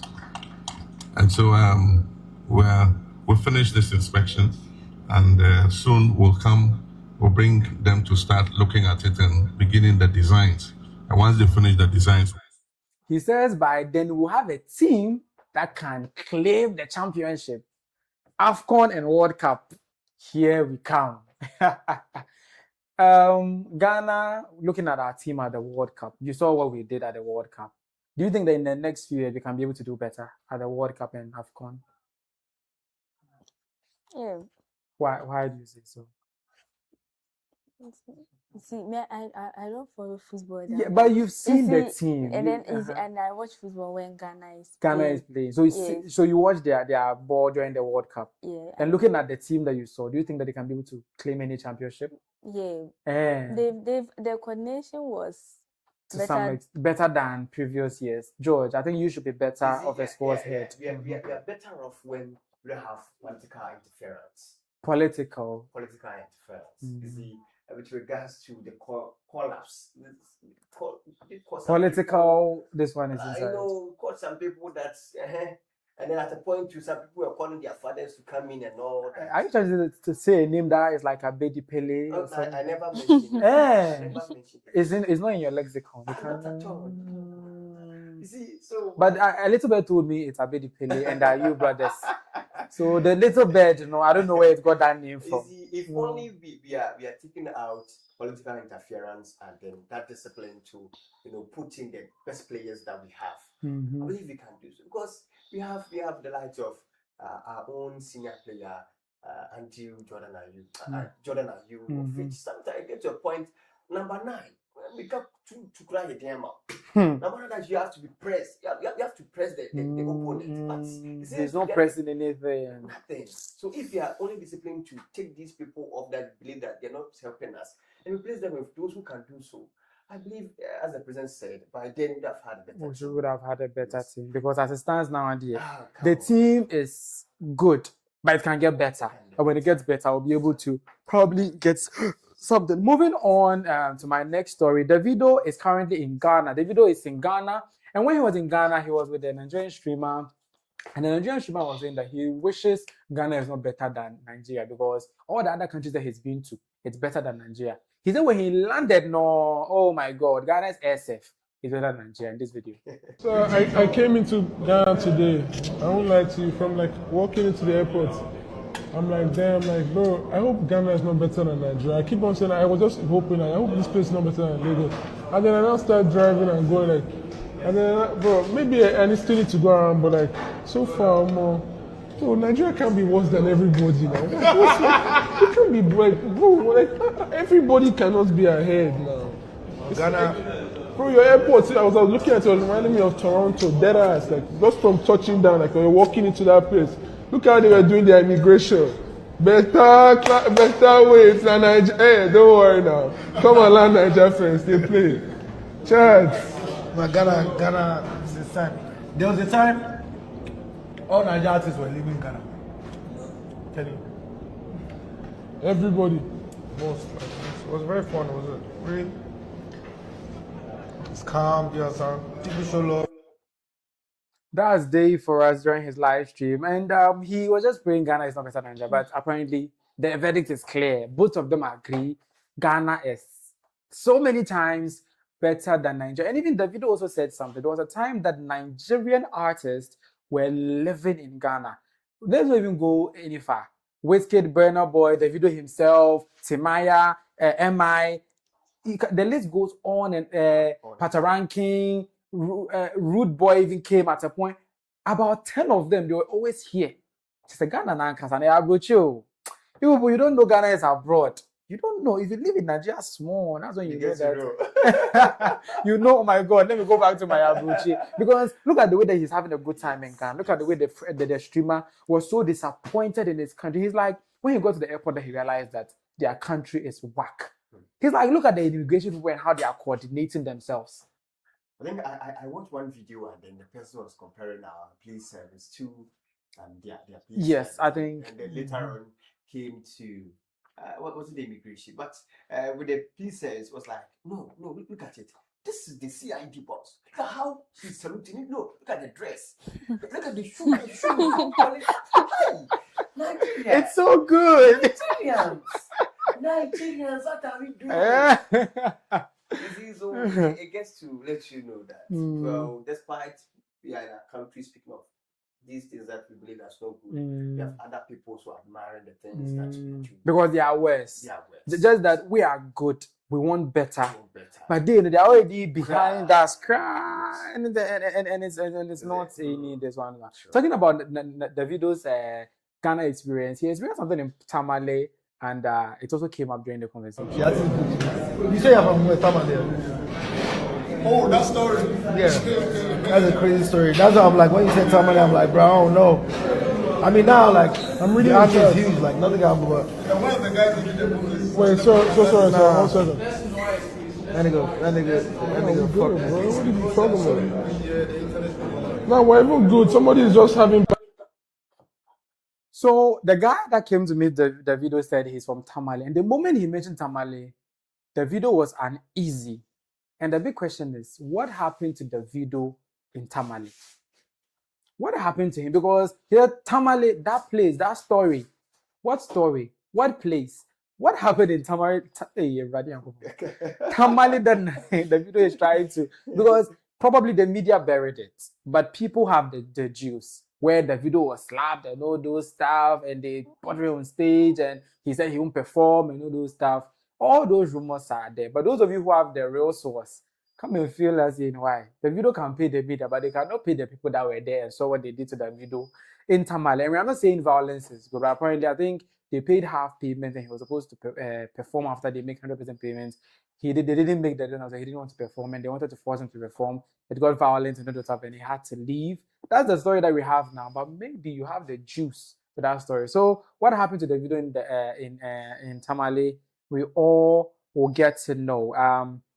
Let's look at this. I hope the kids are sleeping. This is a matter of sex tape. That's my next topic. The sex tape of Tiwa Savage. It has popped up again. No, I don't know how come this story will go on and pop up again, and it is back in the news again. Tiwa Savage herself went for an interview, and the sex tape popped up in this video. Young boys alone because they're recording everything. What? Yes. Yeah, now I'm not going to anyone's hotel. You're coming, because you can have cameras hitting, and and you're coming to my safe space. But yeah, even that itself was traumatic, because he was my boyfriend. I thought we were in a relationship, and then I'm hearing later that it was a bet. So did you really like me, or this was just planned from the beginning? That's got to be so scary for you, even now, because you're bigger as an artist, even now. Like, yeah, now, yeah, you're looking at your phone, you're putting your phone down. That's why it's just really hard. Like, I'm not coming to your hotel to meet you. You're coming to my place, like, or I'm getting a hotel because I'm not bringing you around my son. So, damn. Yeah, it's a lot. Come on, Lauren, more controversies. Yeah, Since we're on. I just can't imagine being recorded on accident and it leaking. But okay, at least I was shaven. At least that's very important. That's very important. Yes, clocky. Is she Brandon? So imagine her talking about her sex tape and smiling. It was Savage, so the crowd. She's gone beyond these things. But according to her, the sex tape that leaked was a bet. Like, the guy had a bet with other guys that he can chop or knock Tiwa Savage, and he managed to do it, and he recorded it and sent the video, and it ended up leaking. Guys, like damn, like seriously, bro. Like how, you bet that you can knock Tiwa, you did, and you send the video. Tiwa, you should get him arrested. Like, how in the world? And she's even talking about it and smiling and saying, at least she was shaven. Yes, you shaved it. It was clean. We all saw how clean it was. But at the end of the day, was it supposed to be out there for all of us to see? Oh, Tiwa. This one day, I'm disappointed. But looking at what we saw a few years ago with her sex tape and all that stuff, and now that it has come out again, and she keeps talking about it from time, it keeps surfacing from time to time. As a guy, when you do something like this, what do you think should be done to the guys who betted to do that to Tiwa? I think once she has evidence against them, I think she can take action. And since she hasn't taken it, what does it mean? Since this is not the first time it has come out, and then I'm not sure it's affecting. I think she has gotten to where she wants to get to. Then She's become bigger, though. She feels it wouldn't affect her. So, but this is the case. Her sex tape is out. She's gone through it. She's gone through all the phases of the sex tape, and she recently, I think she got bigger because she was able to perform for the King of England, the British King Charles, right after the sex tape. So you can see that it's not really affecting her career. But as a woman, if they do that to you, place a bet on you, sleep with you, put it in video, slick it and all this stuff. Speak as a woman, how would you handle it? If I have something to go against you, I would. So you take it lightly, like the way Tiwa is taking it? No, if I have something to go against you, so you may not have something. So you may not. That's what they're saying. Yeah, because You see. So that means you can even engage in it right away, and then it happens. Oh yes, because no, I must get to know because I didn't. Because the way that you are saying here, she has fun. I think somebody will be lazy in his boot to come and do it to you because you're taking it too lightly. No, I didn't. I didn't. Normally when you send such cases, it doesn't go water. It doesn't go anywhere, and then sometimes it doesn't. Did you know revenge porn? Any kind of porn that you leak from somebody, indiscriminate exposure, it's a crime. Yeah. And in Ghana, you can get up to 10 to 15 years for doing that. Sir, I was underinformed. Thank you. So with such information, and then I have, and then I only let us say it was under information. No, there's something about you, and then we are saying, say, what would you do? No. What would you do? Yes. So with if I have something to back me in court, I would. Tiwa has all the lawyers she needs in the world. She has it, but I was saying maybe you will not understand her way of thinking. Okay. And she's been laughing about it. But would you have done that or not? I want to know. Would you have prosecuted the guy who placed the bet on you? Yes. Yes. Your yes no count is not convincing. Your yes is not convincing. Because if it's me, the way that I would, because it's one thing doing it and keeping it private, right? Yeah. It would have been a private bet. That's it. I can clear Tiwa Savage. You clear her, finish, you show it to the boys, then you delete it. But this is the case where after clearing, the clearance has ended up on Snapchat, and now the whole world knows how Tiwa Savage down there looks like. And she's now laughing that at least she even shaved. So she's at the Breakfast Club saying that Tiwa, who did the A&R to put her on King Charles's coronation? Like, who put her on Beyonce's project and all the other? Did we? You see, the reason why she's not taking it very serious because it hasn't really taken a downward effect on her. In fact, she has become bigger. You see that thing? Because from then, you look at the strides that she's been making as Queen of Afrobeats. It's been just up. Collaboration with Brandy, being on Beyonce's project. You name it, she's just going. These days, she doesn't be releasing music. But when she releases, she does well. You see that thing? So maybe because it didn't affect her. But for the average Ghanaian African child that it may affect, she should have done better. Don't you think so? Yeah. As a woman, she should have taken. So I do know that they have a representative out there. Exactly. George, would you place such a bet? Oh no, I wouldn't. Per my background, it's a no. You know, despite the fact that you can do it, it doesn't mean just play that kind of bet. Place a bet on a celebrity. Do you know the way that very big lady. Oh, Tiwa Savage. Tiwa. It is not nice. And yeah, looking at people being prosecuted. Some two people got prosecuted for something that they did. As for them, one did something very petty. Somebody did something very grievous, and ended up getting something similar. Like in terms of punishment, one stole an iPhone, a common iPhone, or just like iPhone keke, and then they've given him 10 years in prison. This young boy, the common iPhone, 3,800 or so. It's not even that. Yeah, I think it's iPhone 12 or so. They've arrested him and jailed him for 10 years. And that one, we were complaining that this is not anything. They should make him work and pay. It should have been so and all those stuff. Then, another one has dropped. Another one in which the person defiled, raped, in this case, raped. Defilement and rape. I'm getting it wrong. What's the age bracket? 12.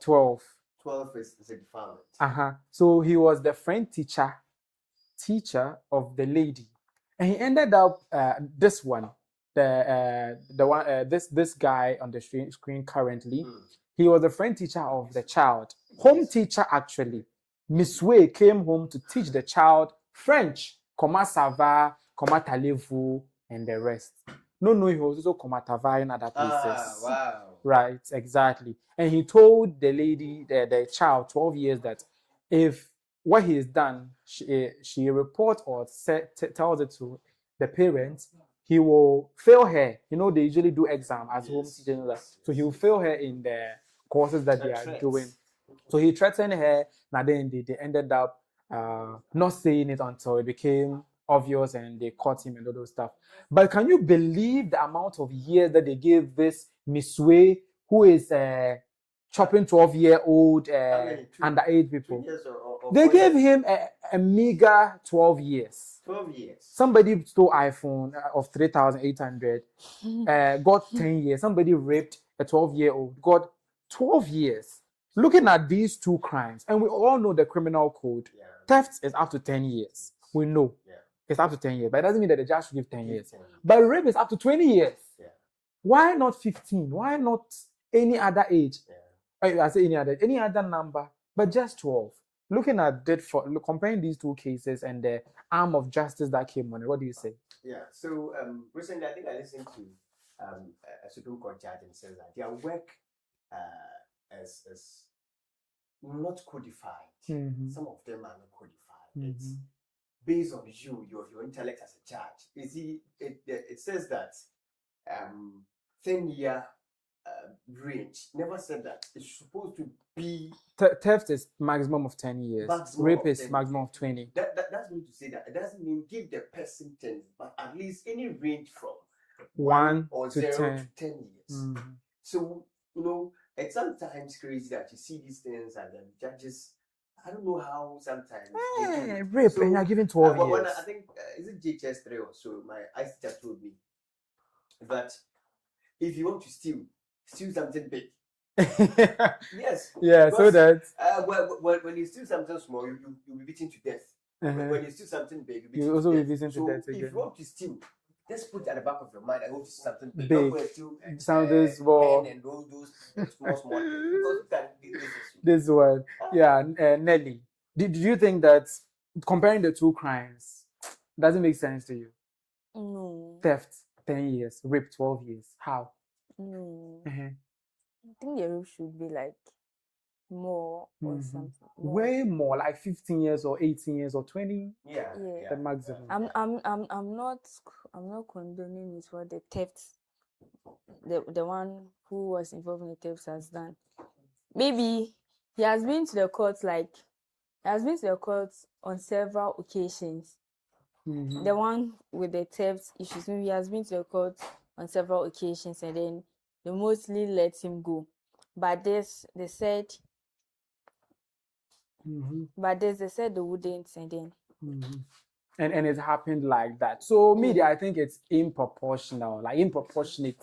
Yeah. If you are giving maximum of 10 to theft, give maximum of 20 to rape. Then that'll be fine. Even the theft guy should have been 1 year. 1,800 he can. maybe that's not the first time he has done something like that. But this one, the sentence based on that. You know one thing about crime is that if you don't report it, you cannot go report one and say all the other ones.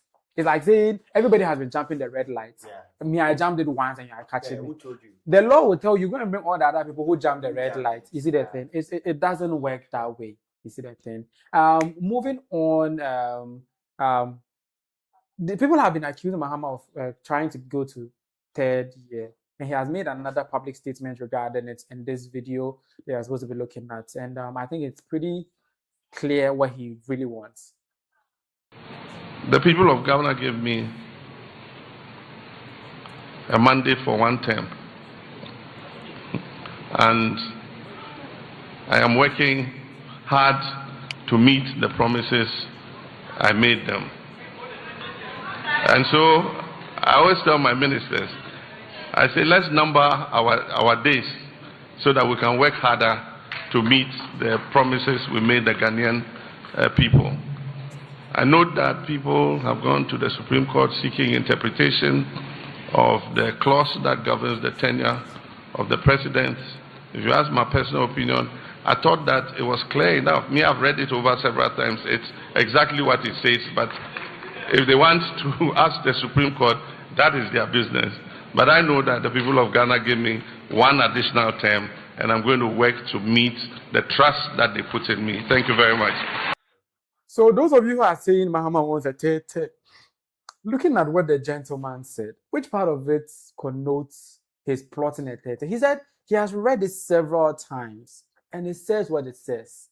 And he knows Ghanaians have given him an additional term, and he's working within it, and that's all. So those going around, he's plotting a third term. That's why he's arresting MPP people and all those stuff and the rest. You know. Nelly, do you think that the president's the perfect gentleman as he looks, he'll be plotting something like that? Yeah, since you don't know what someone is thinking, but he has openly come out to say he wouldn't contest for a third term, but they are still doubting him. Is there any iota of doubt? This is his second time coming out. How to say this? Can't. He's a person. He's a human being. He can change his mind. And he even says people are going to Supreme Court to interpret it, but he knows that he's not going. He's working within his 4 years, and when he's done, he's done. So he's trying to say that even if they come and say he can go for another term, he will not go. And isn't that satisfying enough or settling the case enough? You can't convince everybody. And that's true. But George, why is it that your people are keen on saying he wants a third term? So what is said? You had every message in. Don't you have question as to what he said? Should I question what he said? Yes. He just clearly said he will not contest for a next term. That's how you had it. So me, I believe that what he said, he leaves rooms for questioning. Like that, you had read the constitution time again and again and again. Yeah. It says what it says. Yes. What is that? And he went on to say they've given me 4 years and I'm working within the 4 years. No, what is that? And what is that? Do you know he's a communicator? He knows how to go ambiguous, That go is the vague. point. He did that. Why are you going vague for us to question you on that? But he's using his communication skills. That should tell us that at the point when you come back to say you want to go for a third term, you say you never said something like that. The thing is, yes, he played this card, trying to use innuendo or something like that. It's implied. Yes, it's an innuendo. I've read it. It says what it says. But what I know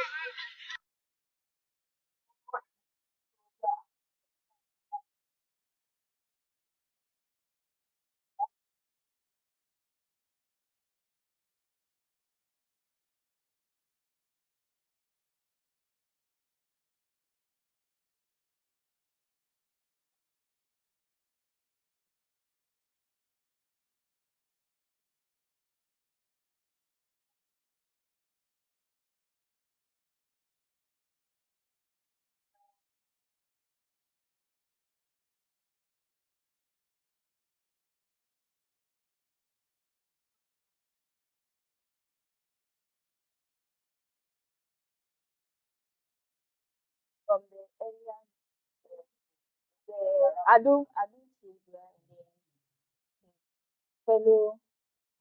his fellow pastor, yes, we shouldn't applaud them for their doing. We all know we are very bad, and then for we the pray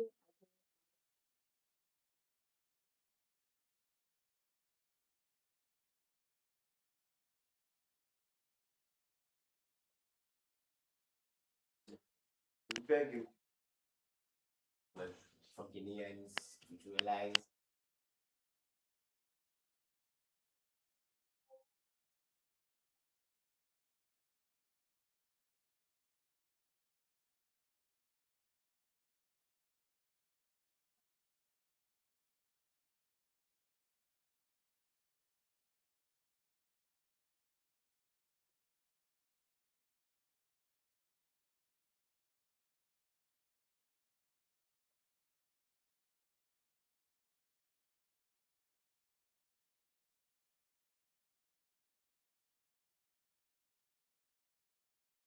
was on other podcast platforms, particularly it was on Spotify, Apple Podcasts, YouTube Music, and also Apple.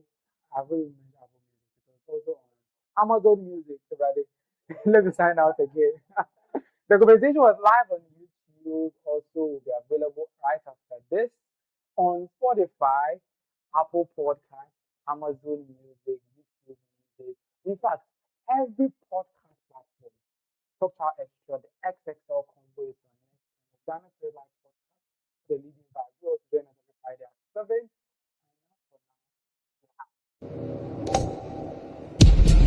From the stables of iChris Studio, where bold ideas take center stage. For all the big conversations and bigger perspectives, Talk Chaw Xtra is the place to be. Talk Chaw Xtra, Ghana's first live podcast with a premier vibe.